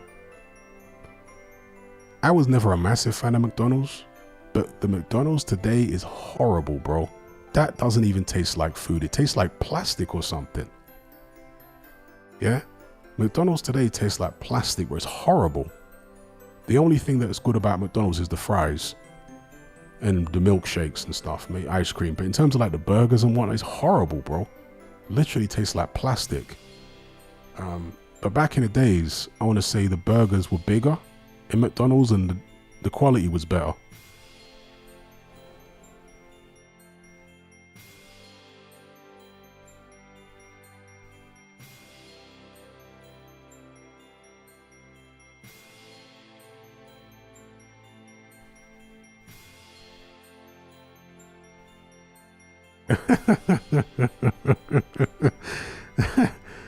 James Clifford says, yeah, Stallone's mom turned up to scare Ivan Drago's wife on Big Brother.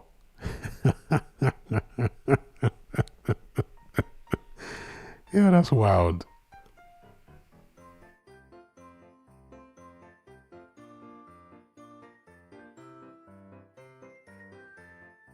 Shout out to everyone in the live chat. Are you guys enjoying these visuals that I got going on here? This little slideshow. You got Partridge and Femi.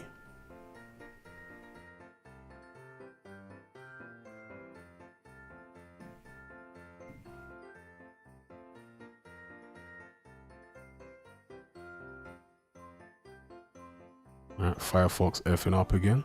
Just get another tab open here. Bear with me a second.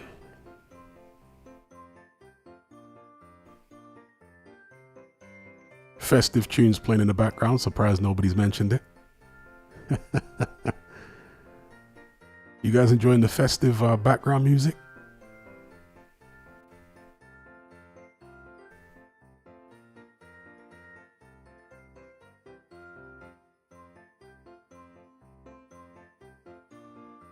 Lincoln says, what's the missus cooking for you? Well, I've eaten steak today. Steak and beef sausage. I'm not eating carbs right now, so yeah, steak.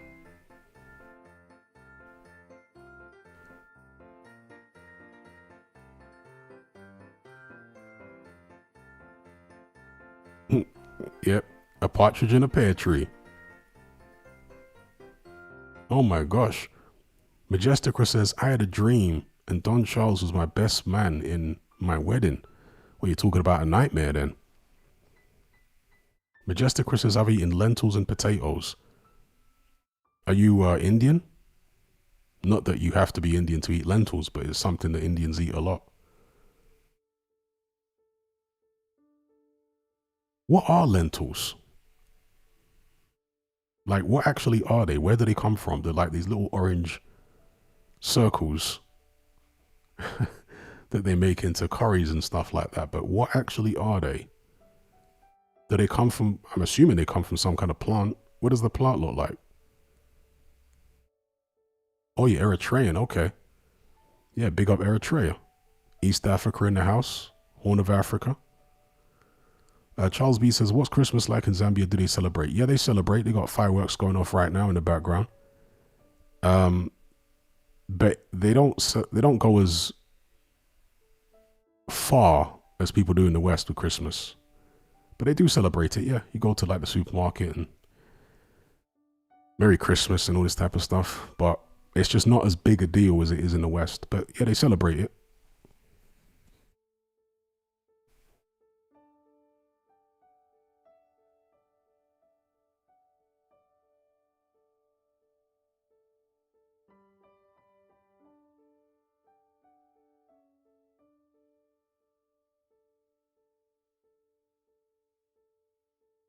Big up James Clifford for the super chat. He says, movie suggestions. Let's have a new Predator movie where the Predator kills everyone and flies off at the end with all the skulls and spines. Yeah, because the Predator always gets killed, doesn't he? He's never the winner at the end. He always gets vanquished. That's the name of a pretty good video game, actually. Anyone ever played a video game called Vanquish? It's very old school. I mean, even at the time when it came out, it was old school in its aesthetic and style. But it's a pretty good game. Vanquish.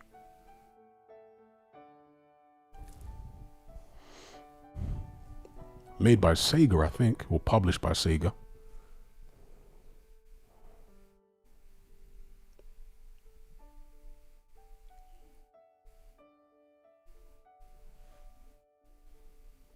And as for Predator, I liked the direction they were going with the movie Prey.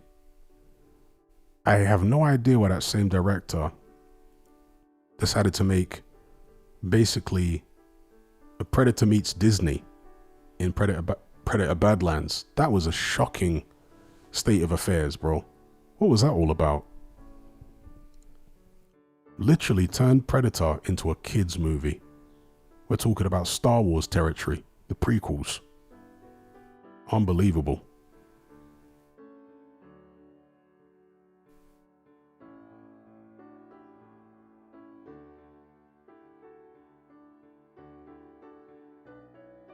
Do they wear Christmas jumpers in Zambia? I haven't seen any, but it doesn't mean they don't wear them. I personally haven't seen any.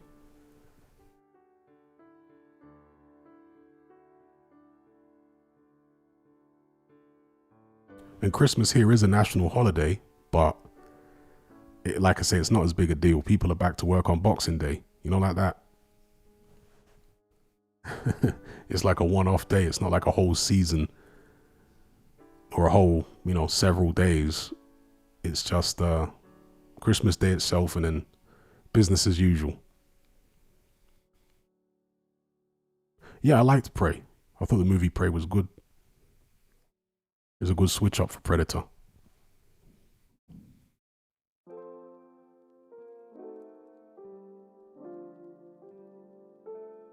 Okay, Waved is talking about auditors. So the rise in auditors was really during the whole global shutdown period from 2020 to 2023. That's when I noticed all these auditors popping up. And a lot of them at the time were doing a good job pushing back against the measures that were being imposed upon us, right? They were checking the legality of a lot of what was being done and the overreach.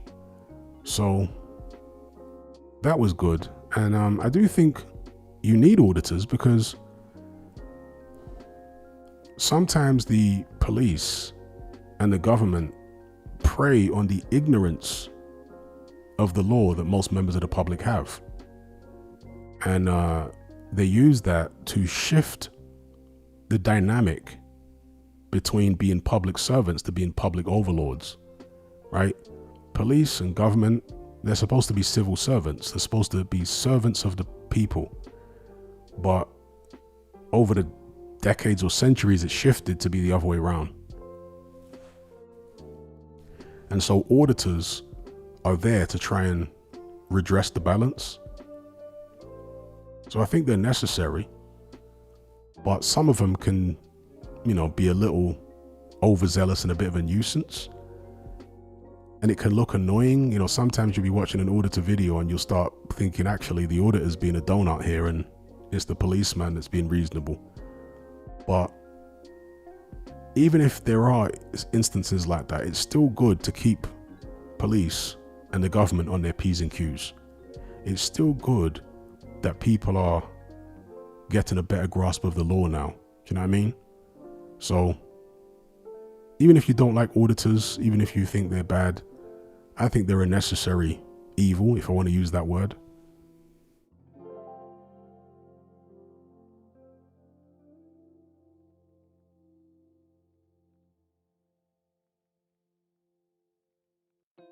There's one guy who, I'm not sure if you could class him as an auditor because he doesn't do so much of the out on the street stuff. But there's a guy who I think I'm still subscribed to called Crime Budge. Any of you guys ever seen Crime Budge? He's like some English guy who clearly has a vendetta against the police. And at every turn, this guy's trying to take the police to task You know, he's literally got a vendetta against the police.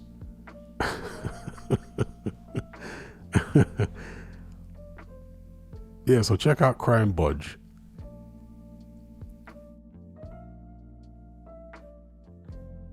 Yeah, it's good to keep the police accountable for sure.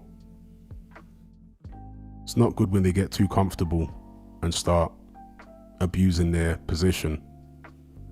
They need to be reminded what the hierarchy is. They're not above the public, they're serving the public.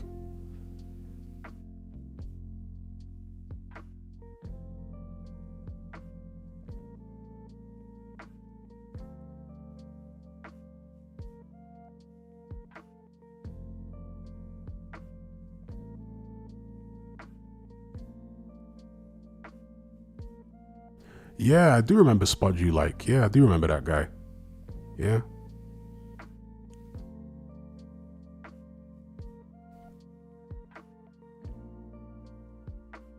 But to be clear, I'm not somebody who's like super duper anti-police.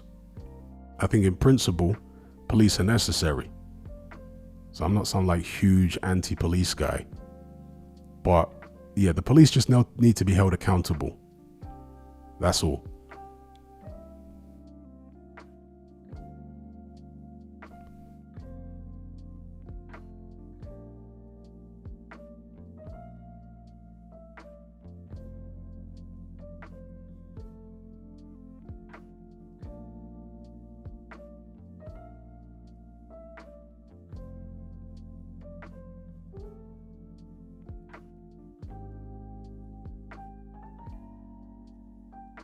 And you know what?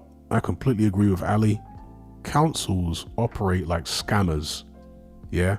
Certainly the borough councils in London are so overt in their scamming, but it's legal scamming, you know, or apparently legal scamming. I've been scammed so much by borough councils with the driving stuff. It's shocking, bro. Yeah, that needs to be addressed. Those borough councils in London need to be taken to task because they take the absolute biscuit. Dear oh dear. Any of you guys had dealings with councils over parking stuff and the scammy ways that they try and fine you? And dear oh dear, honestly, they are terrible. I can't imagine there's many places in the UK worse than London for like scamming councils. You know, councils that scam you. Unbelievable, man.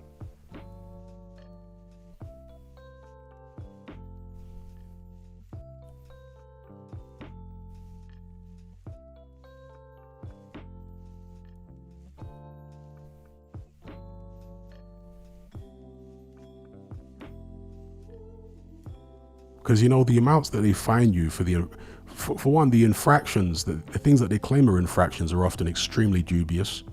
It's just a way for councils to sneakily drum up more revenue because the government, they don't feel like the government's giving them enough. So they're looking for ways that they can drum up more revenue, and they come up with these extremely cynical ways to trap motorists. Do you know what I mean? Extremely cynical things that they do. And then the fines for some of these so-called infractions are so arbitrary. I mean, how do they come up with these figures? How do they justify coming up with these figures? It's crazy.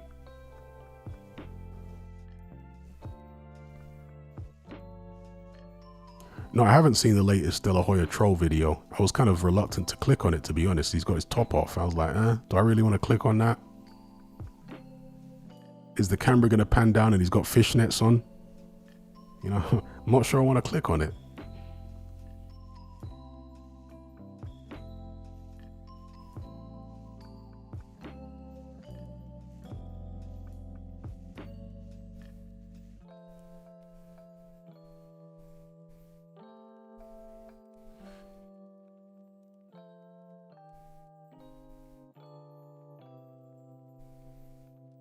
You know, maybe I'm out of touch with the normie masses. Very possible. Probable, perhaps. But I've always been very, very skeptical about Sadiq Khan being voted into office again. Why do I feel like there's some kind of skullduggery going on with the voting of Sadiq Khan? to become mayor again. Is there that many people that like him? Is there anyone that likes Sadiq Khan? I just find it difficult to believe that Londoners would have voted him back in again. Again, call me a cynic, but nah, man.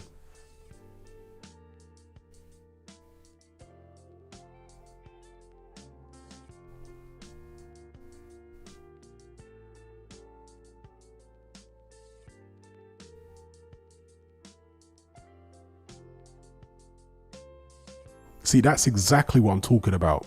Ali said they extended a yellow box in Haringey right before a left turn, knowing that cars would be forced to queue up in the box, taking the bit. That's exactly the kind of thing that borough councils do in London. The most cynical and ridiculous stuff, right, which is designed not with the intention of making the roads safer or improving traffic flow. No. Designed with the intention of generating money by any means necessary. It is so cynical, bro. It's crazy. Oh my God.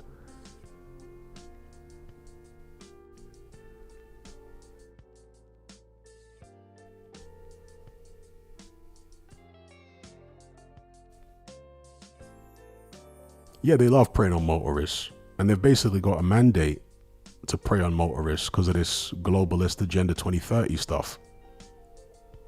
So, many governments have got this mandate to just make it so that driving is only for the rich.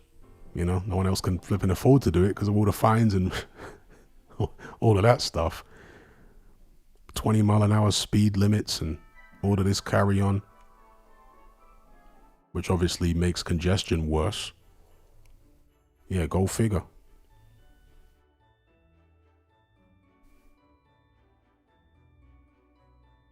There you go. Afro Jam says, yeah, Brent Council made 300 grand in 17 days from fining people for going up Wembley High Road when there was roadworks. Yep, something happened to me like that.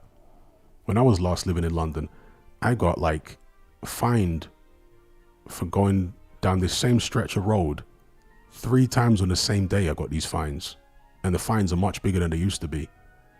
And the signs because that stretch of road was always, traffic was always allowed to go down that stretch. And we're talking about a stretch of road that was basically 15 meters. The rest of that road, you can drive down no problem. But there was a 15-meter stretch of the road, which they banned traffic from. Yeah. And they put the tiniest signs you've ever seen in your life.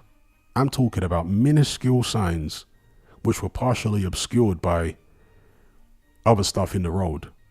Deliberately small signs, so that people who are going on their school runs and doing their normal routines would get caught out. Yeah, and they made an absolute killing, an enormous amount of money in a very short space of time, because that was the whole plan. That was the whole agenda from the beginning, is to generate loads of money off it. It wasn't about safety. That's the excuse they use, right? That's the pretense. It's safety or whatever. What a load of nonsense, man. You're just looking for ways to make money. Simple. Big up Navid for the super chat. He says, I followed your work for 10 plus years and recently saw you're planning to get married and start a family. What led you to that decision at this point? Okay, so several things. Big up Mr. Luca. He says, Oscar is a total weirdo. That's a whole fact. Several things have led me to the decision at this point. I've always wanted to get married and have kids. But when I was younger, I was living in the UK. So the quality of women, by the time I was making any kind of money, because I've never wanted to have kids when I was broke. Yeah, I mean, I wanted to have kids, but I wasn't willing to bring kids into a poverty trap. So I deliberately held off having kids until I was making enough money to be able to support a family and live comfortably. By the time I reached that point, again, I'm living in Britain, and the culture, certainly in London, has deteriorated to such an extent that finding a quality woman is very difficult. Okay? Because I saw the difference, the way that male-female interaction has deteriorated since the 90s up to now in the West. I've literally seen it. I've lived through it. Younger people don't know what they don't know, right? They didn't live through the era where dating was a lot better and women's behavior was more conducive to successful relationships. They never lived through that era. So to them, this is just what it is. But as someone who did live in a bygone age where male-female relations were more healthy and more conducive to being in a successful marriage or whatever, I realized that, yeah, I'm not going to try to force a square peg into a round hole with one of these modern females in the West. Do you know what I mean? I'm not going to try and do that. So I'm going to need to relocate outside of the West. And so that's what it was.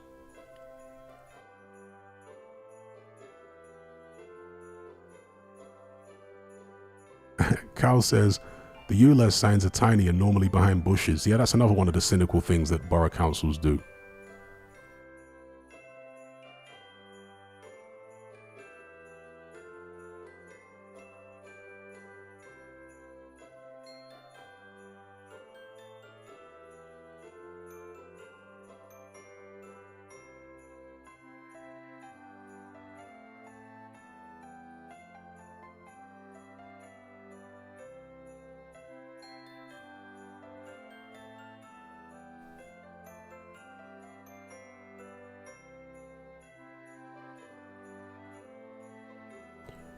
Somebody says, good women are unicorns, Hatman.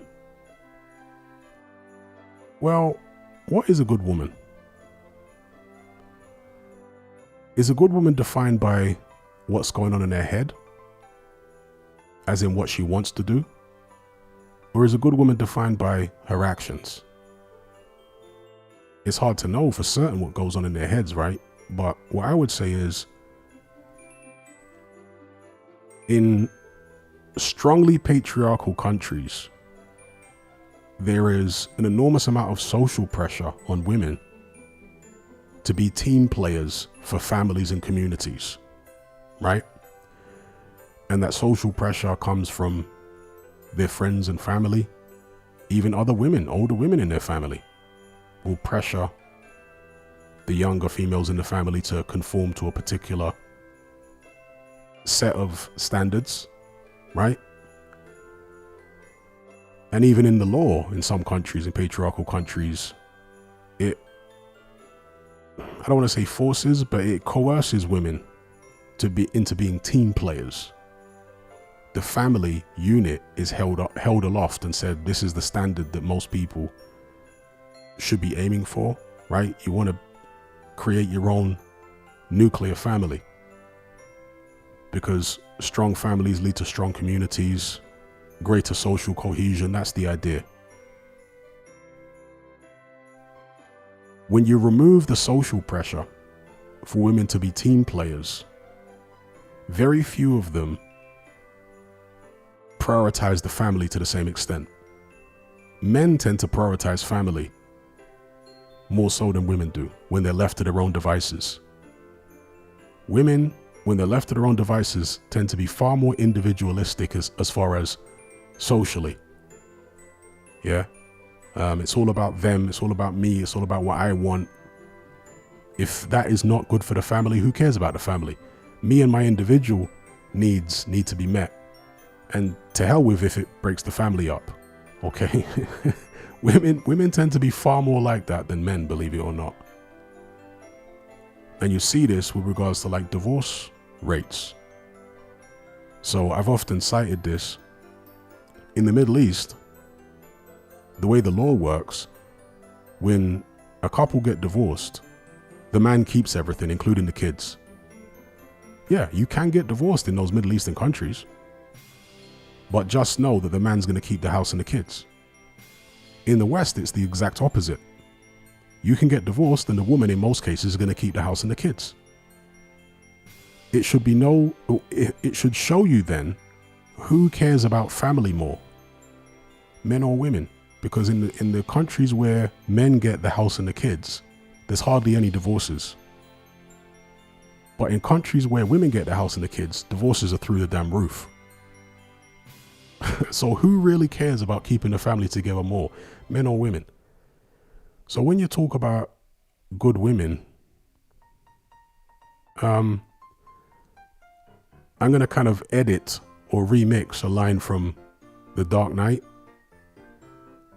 Maybe women are only as good as society allows them to be, or as bad as society allows them to be.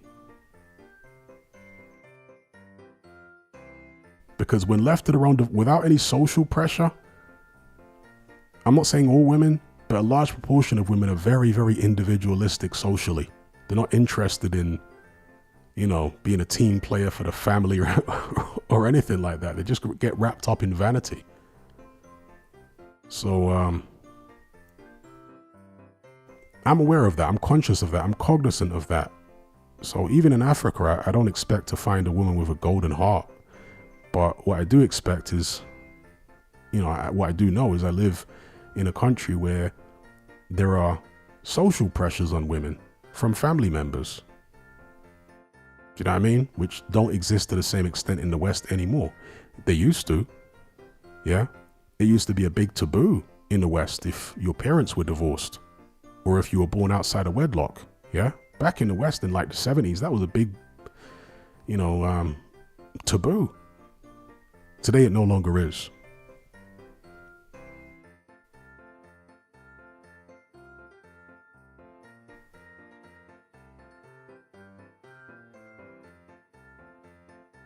Mario says, but it depends, doesn't it? I know women that do care about their families. Well, yeah, there are always women who do care about their families, but I'm talking about the nuclear family. I'm not just talking about women who, are single mothers. Because the best way to raise kids is in a 2-parent nuclear family. In terms of the outcomes for the kids. Like statistically speaking, it's still the case now that generally, not always, but in most cases, people from 2-parent households will generally have better outcomes than people from single-parent households. So on even that base level, how much do people care about keeping a family together? Women initiate most divorces. You realize that, right? In the West. In the UK, it's like close to 70% of divorces are initiated by women. In America, it's about 75%. And this is despite the fact that men and women cheat at an equal rate. And you can look at the statistics on the ONS, the Office of National Statistics in the UK, on their website. You look up the reasons for divorce in the UK. Only 15% of divorces happen because of infidelity in the UK. 15%. 75% of divorces in the UK have got nothing to do with infidelity. And most of those divorces are initiated by women. So why are they getting divorced? Do you know what I mean? Why are they getting divorced? Because they're not being cheated on, most of them. So why are they getting divorced?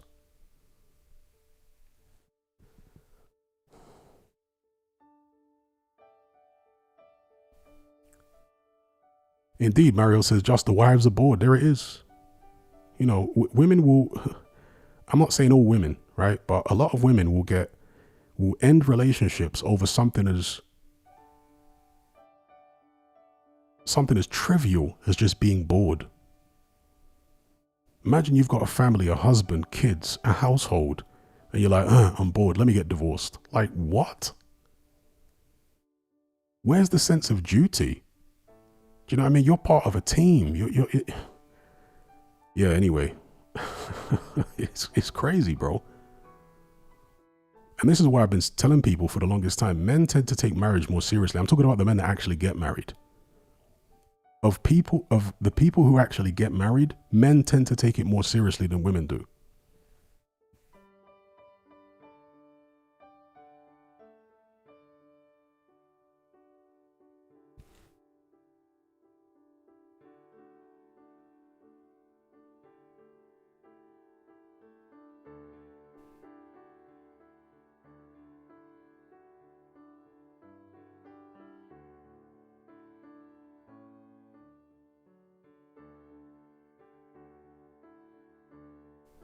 Because if you think about like a traditional marriage where the man is the provider, He's carrying the whole load on his shoulders. Do you know what I mean? He's willing to be the backbone of the family in that sense. Like, if he can't get out there and make money and put food on the table and a roof over their head, roof over everyone's head, clothes on their back, pay all the fees and everything, then it all falls apart. He's willing to bear that responsibility. And most men who get married and go down that road, they do it gladly. They feel a sense of pride providing for the family. Do you know what I mean? My dad certainly did. He was always very, very proud to be a provider and to go out there and work and get us all the things that we needed and stuff like that. He was always very, very proud that he was able to do that. But women, certainly in the modern age, don't feel the same sense of pride as far as holding a family together. To them, it's not really about the family so much. The family is overrated. The nuclear family is overrated to a lot of modern women. For them, it's all about their individual wants and desires, and, you know, to hell with the nuclear family.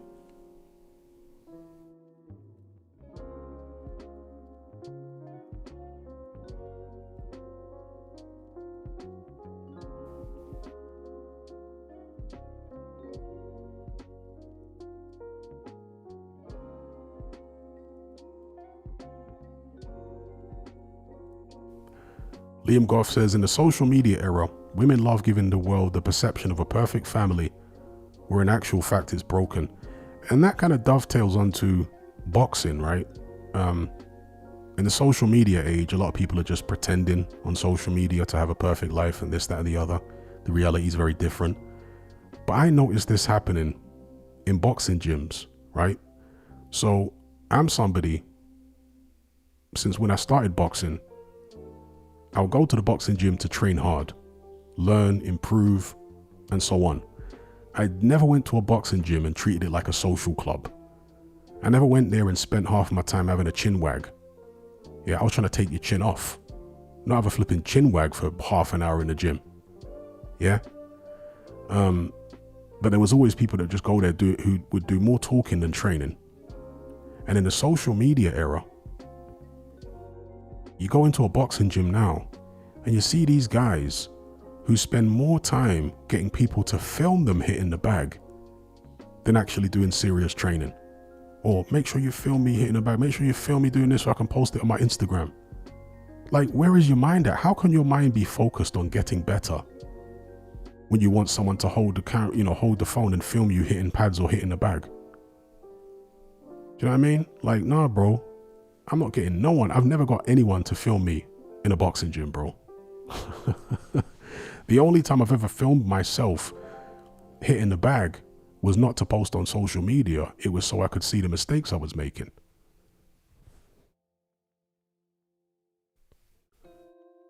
But, kids these days, they're all up in the gym just filming themselves to post on Instagram. It's like, you're not going to get better doing that with that kind of mindset. The gym is to go in there and work hard, man. It's not to go in there and stunt and front, and it's not for that. Big up Cobezilla for the super chat. He says, like Bugsy Malone, he's all about that, so is Tate. Yeah, Bugsy Malone can't fight, bro. He used to do a bit of amateur boxing and he was terrible. So he switched to something which is far better for him, which is rapping, because he was a terrible boxer.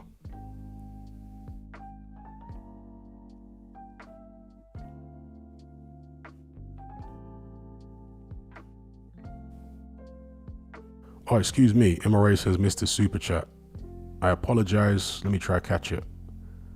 Let me scroll up here. Yes, excuse me, MRA. He says, Bud Cooks, Sugar Ray Robinson at 147. Sport evolves. Thoughts? Obviously, this is all our opinions. We don't have time machines and stuff like that.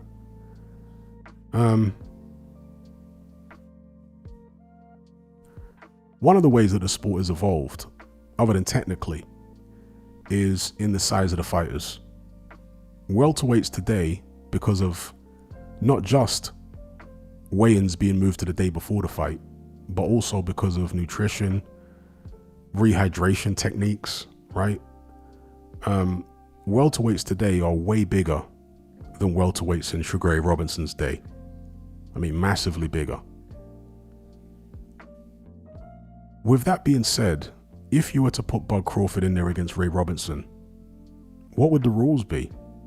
Because the rules in Ray Robinson's day were a bit different. The gloves were smaller. They were wearing horsehair gloves that were less padded. So you have to take that into account as well.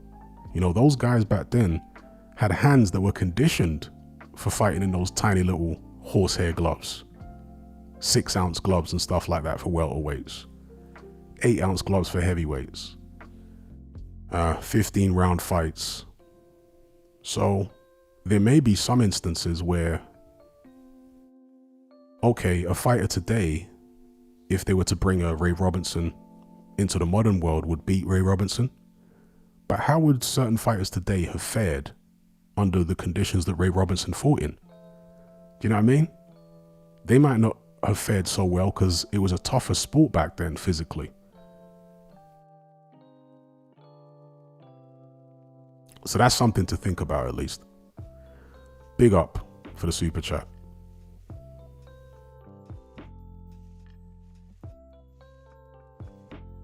Colbzilla says, can't believe how bad Tate looked. He's had 86 fights. Yeah, but he's a kickboxer. And I said this on my live, I think it was yesterday.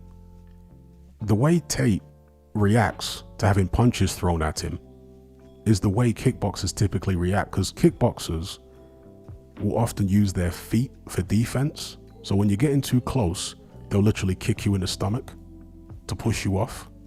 And when kicking you in the stomach, they obviously lean back. So a kickboxer's balance is all different to a boxer's balance.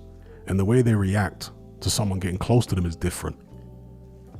And when you've been doing something for as long as Tate has, you know, well into his adult life, kickboxing, all his reactions for years and years and years in fights and in the gym have been geared towards defending against kickboxers. So when he gets in there with a boxer and he can't use his feet, and he hasn't fought for however many years, it's a totally different ball game.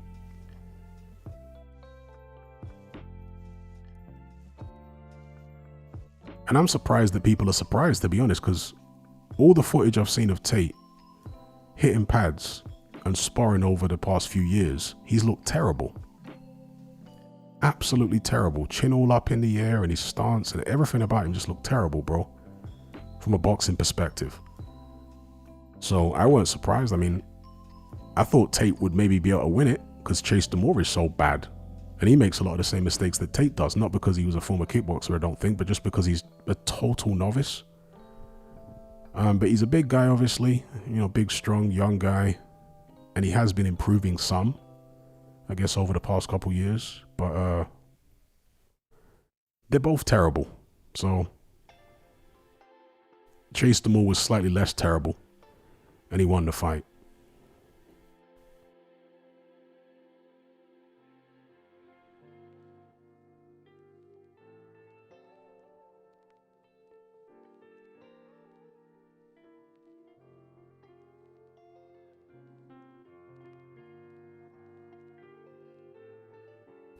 Shout out to Matt Borgerson for the super chat. He says, Merry Christmas, Hatman. I think Tyson Fury would outbox Anthony Joshua, given the fact it took so long to figure out Jake, unless Fury Ngannou's us.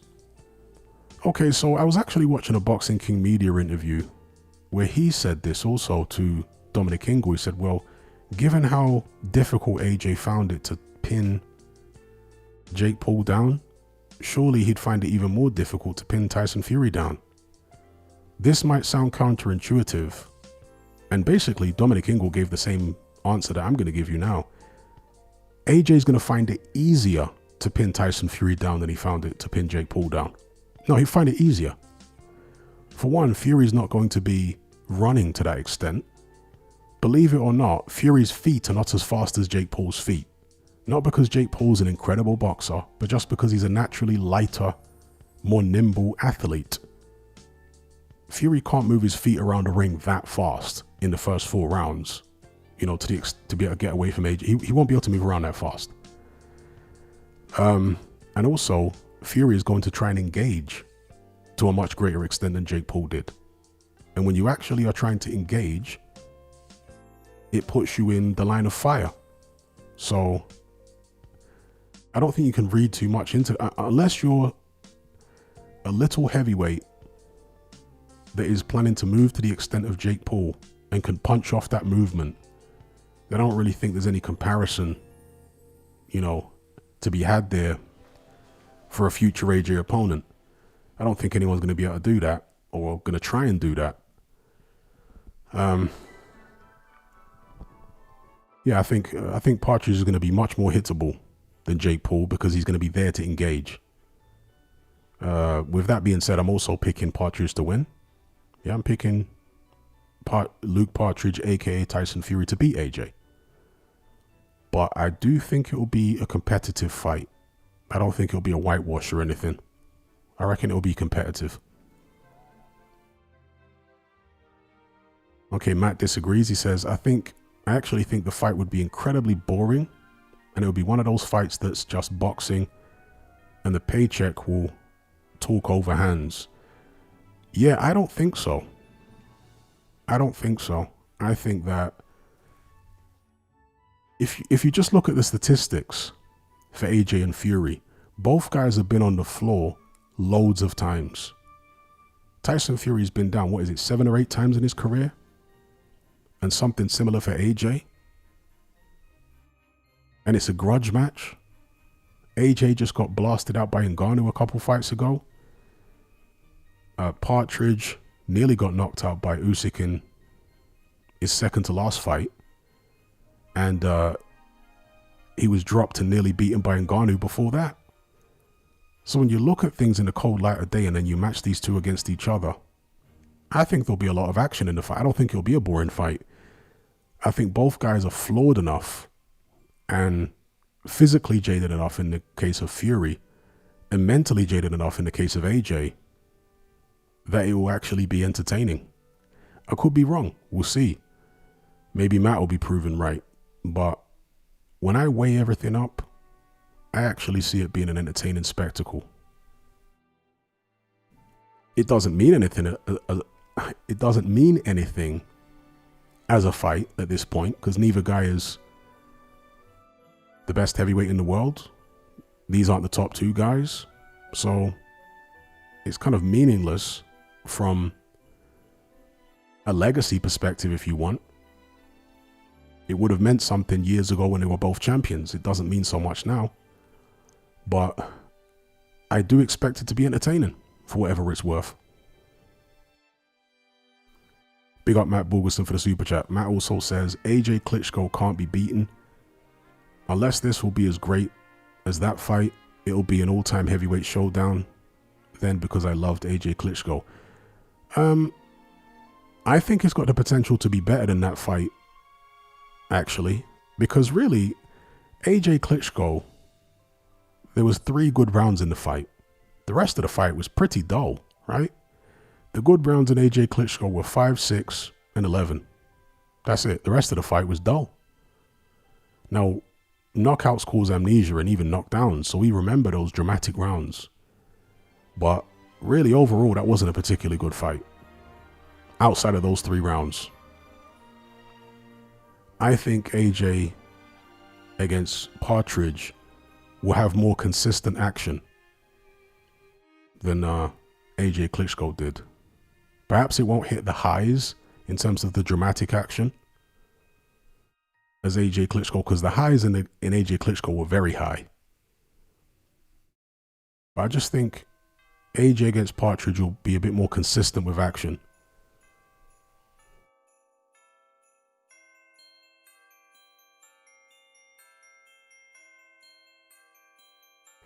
Because the one thing about Partridge, right, is he's not really a natural combination puncher, but he tries to be.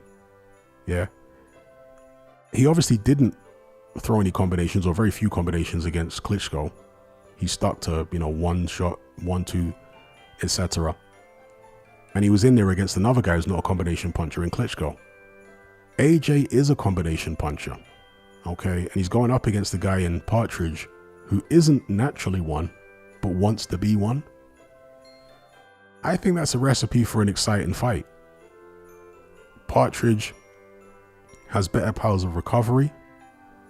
He's a more natural boxer. I think he's a better big occasion fighter. But AJ hits harder. He's looked after himself better. He's a much sharper puncher. Like, his shots are a lot more crisp and cleanly delivered.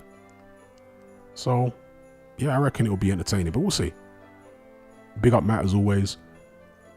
Big up MRA for the super chat. He says, aside from Lewis, are there any heavyweights you pick versus a peak Usyk? I've always said maybe a prime Tyson might have the style to beat Usyk. And again, I'm going on the styles make fights rock, paper, scissors thing, because I think Usyk beats Holyfield all day long, any version of Holyfield. But Mike Tyson had a particular style, hyper aggression, very fast hands, where he might have been able to get it done. I'm not saying he would necessarily knock Usyk out, but he might. But it's very difficult to say because Mike Tyson never fought a southpaw as a pro. So I'm kind of going in blind on that. But part of it is based on what Chisora was able to get done against Usyk, and maybe Usyk has settled into heavyweight a lot more now. But he's never faced that kind of style since Chisora, somebody that's going to get low and rush at him like that and just swing unorthodox punches, you know, because Chisora was swinging overhand rights. He was also turning southpaw frequently and jabbing with his right hand to get in and then swinging over a big left hand. It was very unorthodox, and that's what caught Usyk off guard. Derek Chisora is no Mike Tyson. Nowhere near as fast, nowhere near as dynamic. I mean, punching power, I'm going to be crucified here for blasphemy, but I wouldn't be surprised if punch for punch, Chisora with his right hand might hit as hard as Tyson, honestly. But he's not as accurate. And when it comes to scoring knockouts, accuracy is as important as the brute force behind the punch. Mike Tyson was far more accurate. He'd hit you on the point of the chin or on the temple. Derek Chisora just hits you wherever he can hit you, you know. So when I think about a prime Tyson style, maybe. But shout out to MRA for the super chat. Who would you pick, if anybody, against the prime Usyk? Because I don't believe in the idea of an invincible fighter. I don't believe any fighter is invincible, Usyk included. I think there's always someone from some point in boxing history that would have had your number. Big up Shola for the super chat. He says, fight could be a classic. Fury be looking to cement his legacy. AJ be looking to make history. Well, more than anything, I think that fight is just about settling a grudge. I think it's more so about bragging rights in the UK and settling a long-standing feud. I suspect that's the way that both guys look at it. You know what I mean? I think it's a fight that AJ definitely wants. Whereas with Partridge, I think he's 50-50 about the fight. I'm not sure he wants it that much because he knows that there isn't as much upside as there is downside, right? He stands to lose a lot more reputationally if he loses to AJ than he would stand to gain if he beats him. Like, the risk reward for Partridge, I don't think is as attractive as the risk reward is for AJ. Because AJ, particularly stateside, isn't viewed with the same reverence and respect as Partridge is viewed. So AJ stands to gain a lot more from that fight reputationally than Partridge does. Big up Shoulder for the super chat every time.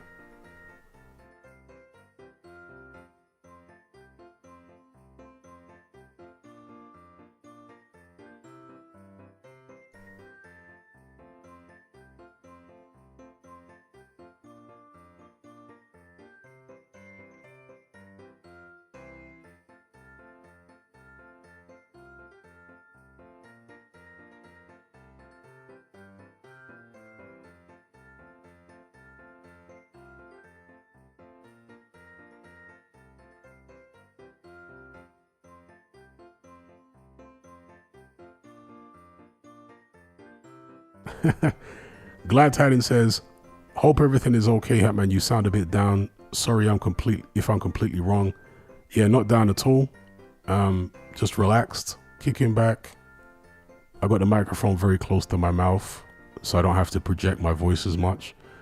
A lot of the recent streams I've been doing, I've been using my laptop mic, and in order for my voice to be audible, I basically have to shout.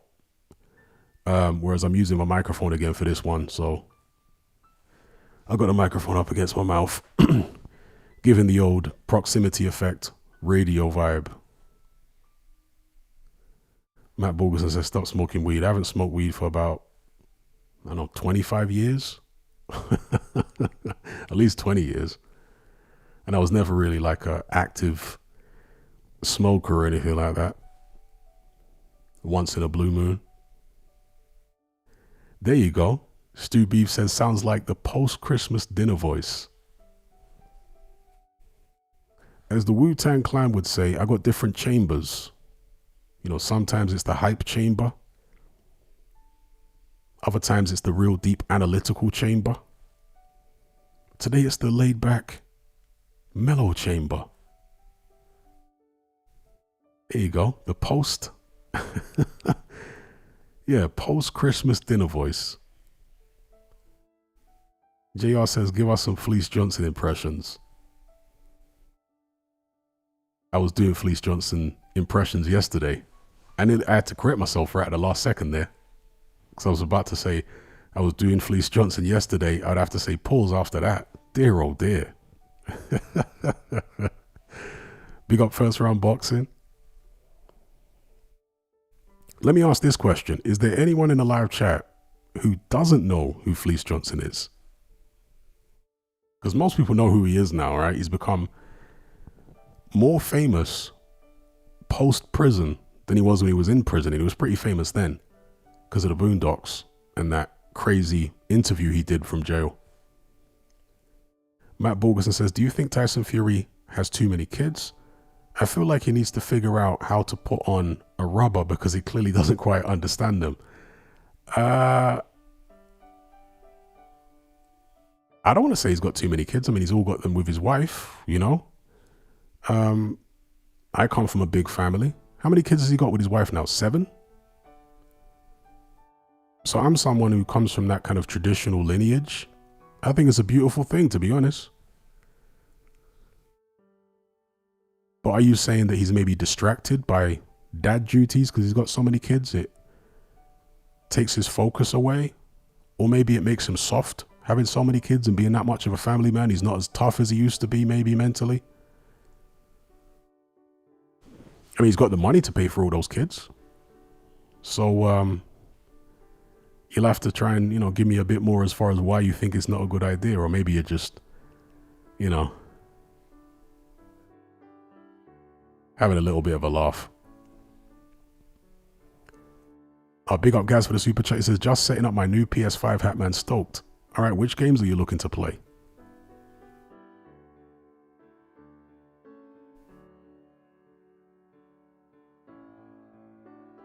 Big up MRA for the super chat. He says, if Bud became undisputed at 154 after beating Canelo, do you agree he is the GOAT? Do you agree his GOAT case, could be overwhelming? Also, how do you see Nakatani versus Inoue next year? The greatest of all time is such a difficult thing to argue for any fighter because there are so many variables. I spoke earlier about how fighters today in most weight classes are so much bigger than they were in yesteryear because of, they don't have same day weigh-ins anymore. And because of nutrition and rehydration techniques and what have you, the fighters today are so much bigger. So when you are weighing up how great a fighter was who went up through the weight classes, do you give more credit to fighters that did that in yesteryear because they were legitimately really small when they went up and fought bigger guys? Or do you give the guys today the same amount of credit when really and truly they're not that much smaller than some of the guys they're fighting when they move up in weight, if that makes sense. These are the questions you have to ask yourself when you're talking about who the greatest of all time is. And you're dealing with all sorts of different weight classes, from minimum weight as it is now, or straw weight as it used to be called, all the way up to heavyweight. There are so many different variables and factors that play into it. So I really couldn't say, and I don't think I've ever said, who I think is the greatest fighter pound for pound of all time. I think it's an unknowable thing, so I really don't get into that. But the best I would say is that if Bud Crawford became undisputed at 154, you could make a real strong case for him being ranked above Mayweather in the all-time great list. I'm not saying it would be an undisputable case, or indisputable case, should I say, but it'd be a strong case.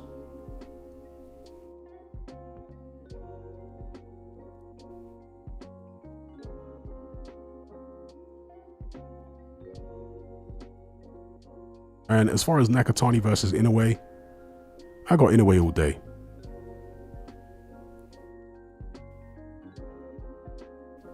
Okay, Gaz says he's playing GTA 5 and waiting for Halo campaign Evolved, finally coming to PlayStation, and GTA 6 when they come out. Alright, GTA 5. That came out on PS3. That's how old that game is. Tony S says, what percentage chance do you give Wilder against Usyk?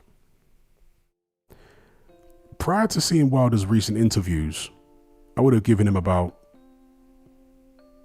a 3% chance, 5% chance at best. After seeing his recent interviews, I'm going to increase Wilder's chance of winning the fight to 15%. That's a pretty dramatic increase, right? The reason I've done this is because he seems in a much better place mentally. And Deontay Wilder's punching power, in my opinion, was not just the result of his punch mechanics, but also his emotional state. He would channel all of his, anger, his hatred, his excitement, and everything into the right hand. When you take all of the anger, the excitement, and the focus away from him, the right hand isn't as potent. And I think that's what we've seen in his last few fights. But he's starting to sound more like the old Wilder again. I don't think it's an act. I think he's genuine. I don't think Wilder is a good actor. So when he is acting, it's easy to tell. Okay? The Wilder I'm seeing right now genuinely looks in a better place mentally. And because he's in a better place mentally, I think he will be more dangerous.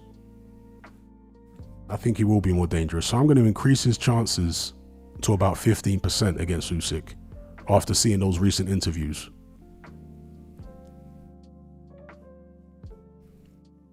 Yep, exactly. June Sports put it perfectly there. Better than I did. His spirit is 50% of his right hand. Couldn't have put it better. Yes, Wilder's spirit is 50% of that right hand. And when his spirit is suppressed or depressed, the right hand ain't the same.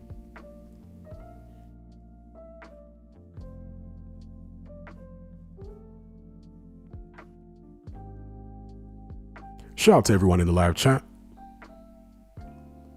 Hatman Strikes Back. Daily Christmas Live.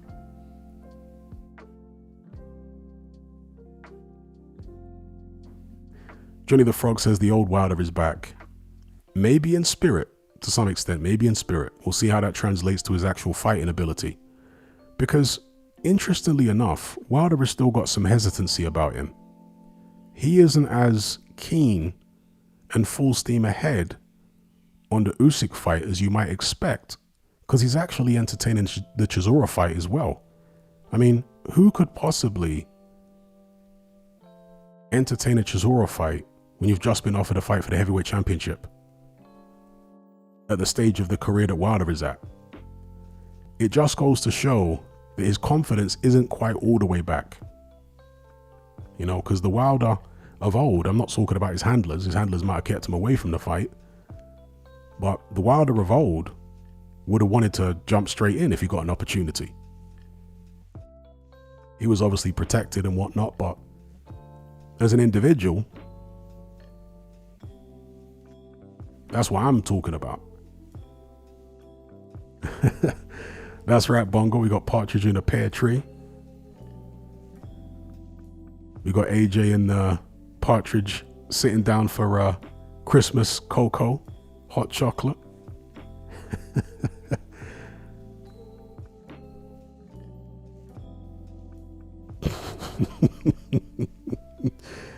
Yep, Luke Partridge has retreated into his pear tree.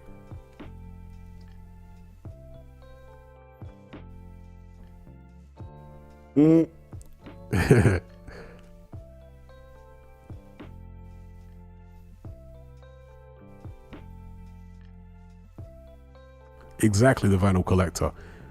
You can bet your bottom dollar that if Wilder somehow landed the punch from the gods and knocked Usyk out, the Partridge would be the first one to pipe up and say, I told you Usyk was no good. He just got beat by a guy that I smashed to bits.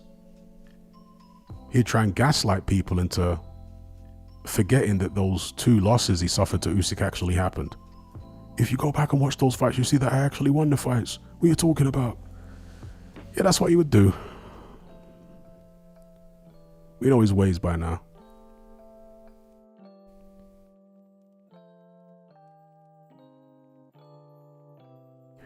Big up MRA for the super chat. It says, does Prime Beterbiev beat Opataya? No, not in my opinion.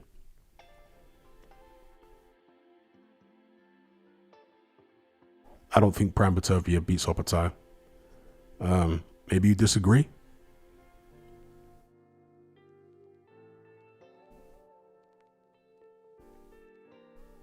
Okay, Remo says Beterbiev would ice Opataya.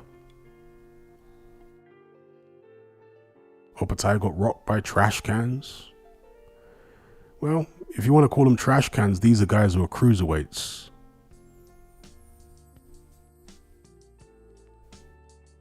Beterbiev has been fighting at light heavyweight, which is literally, in fact, it's more, it's literally 25 pounds lighter than cruiserweight. But then you've got to factor in the rehydration.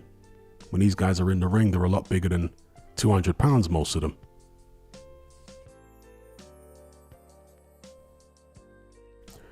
No, Beterbiev didn't drop Usyk 3 times.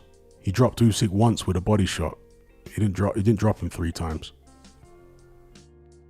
And he got beaten by Usyk in the amateurs too.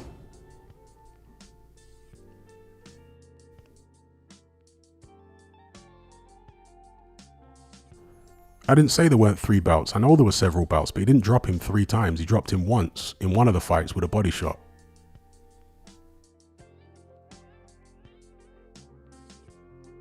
Okay, this guy's just trolling, talking rubbish. I literally said they fought several times, and the guy's saying it's 2-1 to Usyk in the amateurs casual. Okay, you're an idiot.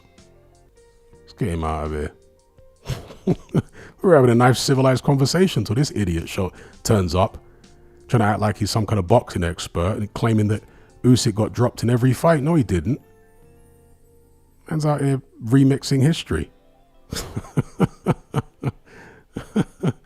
Man's talking rubbish.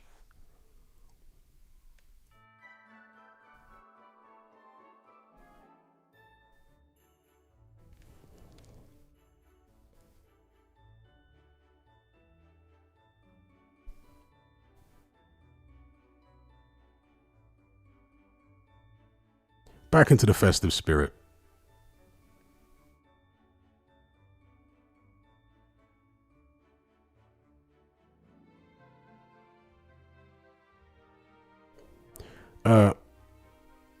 On Planet says, Hatman, do you think Wilder's ex-wife and Malik Scott ruined him, and that's why he's been looking worse for wear in latest fights?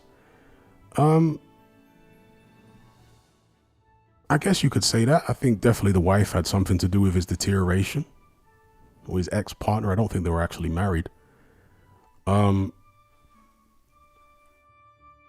Malik Scott got in boxing in a way which didn't really suit his abilities. So you put it in kind of a harsh way, but I would probably agree with you.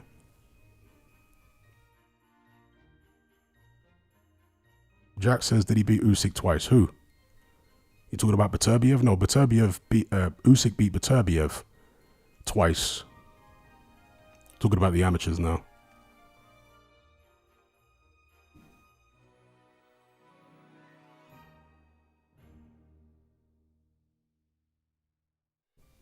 I mean, you know, this idiot who popped up in the chat, I mean, if he wants to talk about stuff that happened in the amateurs, well, Sean Porter beat Usyk in the amateurs.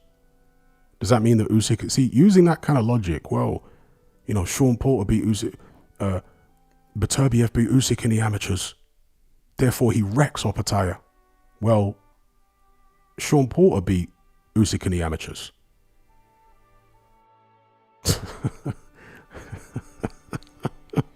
You see how that logic don't work? Sean Porter beat Alexander Usyk in the amateurs.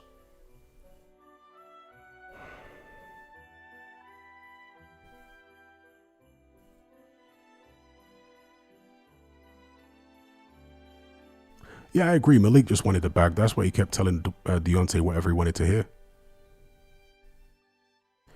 Big up Action Popcast in the chat.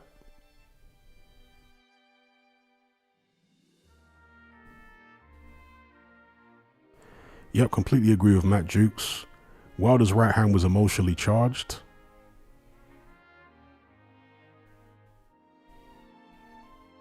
Okay, there's somebody here with an Eastern European name, which I won't attempt to even say because it's not in English Western script. But he said Beterbiev beat Usyk once and it wasn't fair. That fight took place in Russia.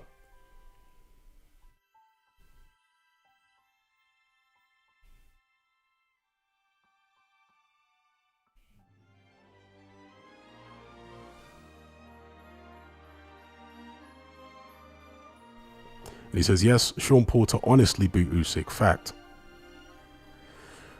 And of course, the point I was making is, you know, we're a far cry from the amateur days now at this stage of the game when all these guys are professionals. So what happened many, many moons ago in the amateurs doesn't bear much relation to what's going on now. And of course, Beterbiev never fought Opataya at any stage in the amateurs or pros or anything. So, yeah. I think that Opataya beats Beterbiev, honestly. I mean, Opataya went in there and beat Breedis when Breedis was champion. I'm telling you that Breedis, well, Breedis is definitely bigger than Beterbiev. He hits harder than Beterbiev. Is he as skilled? Probably not. But he's definitely bigger, stronger, and hits harder. Not as relentless as Beterbiev. You know, probably not as good as cutting off the ring and whatnot, but a bigger, stronger, harder punching man. World-class fighter. Opataya beat him. Got his jaw broken by him. So all this stuff that the man was saying, talking about, oh, Beterbiev wrecks Opataya. Well, did Breeders wreck him? Certain people are just weird, man. And that was an example of a weirdo. You get him?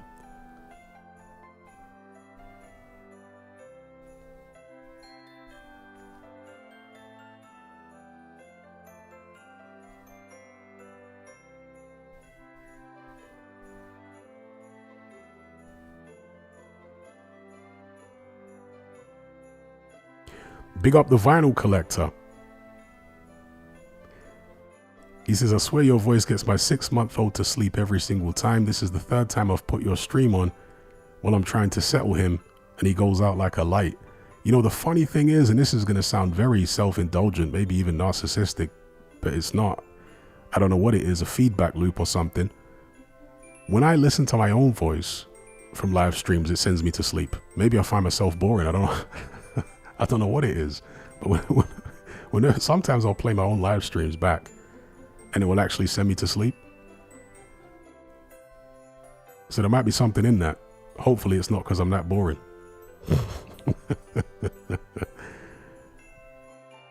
Vital Collector says, I think he's a Hatman fan already. There you go. Big up the little man.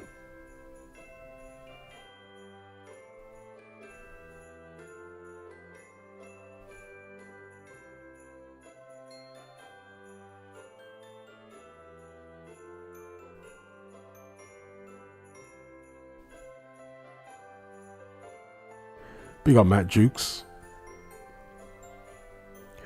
All right, been streaming for 3 hours now.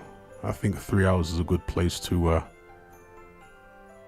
call it a day on this merry Yule Christmas evening. So I'd like to thank each and every one of you for locking in. I'd like to wish you a merry festive season, a happy new year obviously, but you'll hear from me before the new year. I'd like to give a special thanks to all those who donated via Super Chat. If I can get the names up here. They were possibly on the P's, Lord McCormick, Ocean Blue, Green Entity, KO Talk, Charles B, June Sports, Ali, Shola, James Clifford, Navid, Luca, MRA, Copzilla, Matt Borgerson, of course, Gaz, big up Gaz, and shout out everyone who tuned in for this laid back Christmas vibe, all right? Until next time, it won't be very long. Take care, be good, enjoy yourselves, and I'll catch you on the other side, all right? I'm out.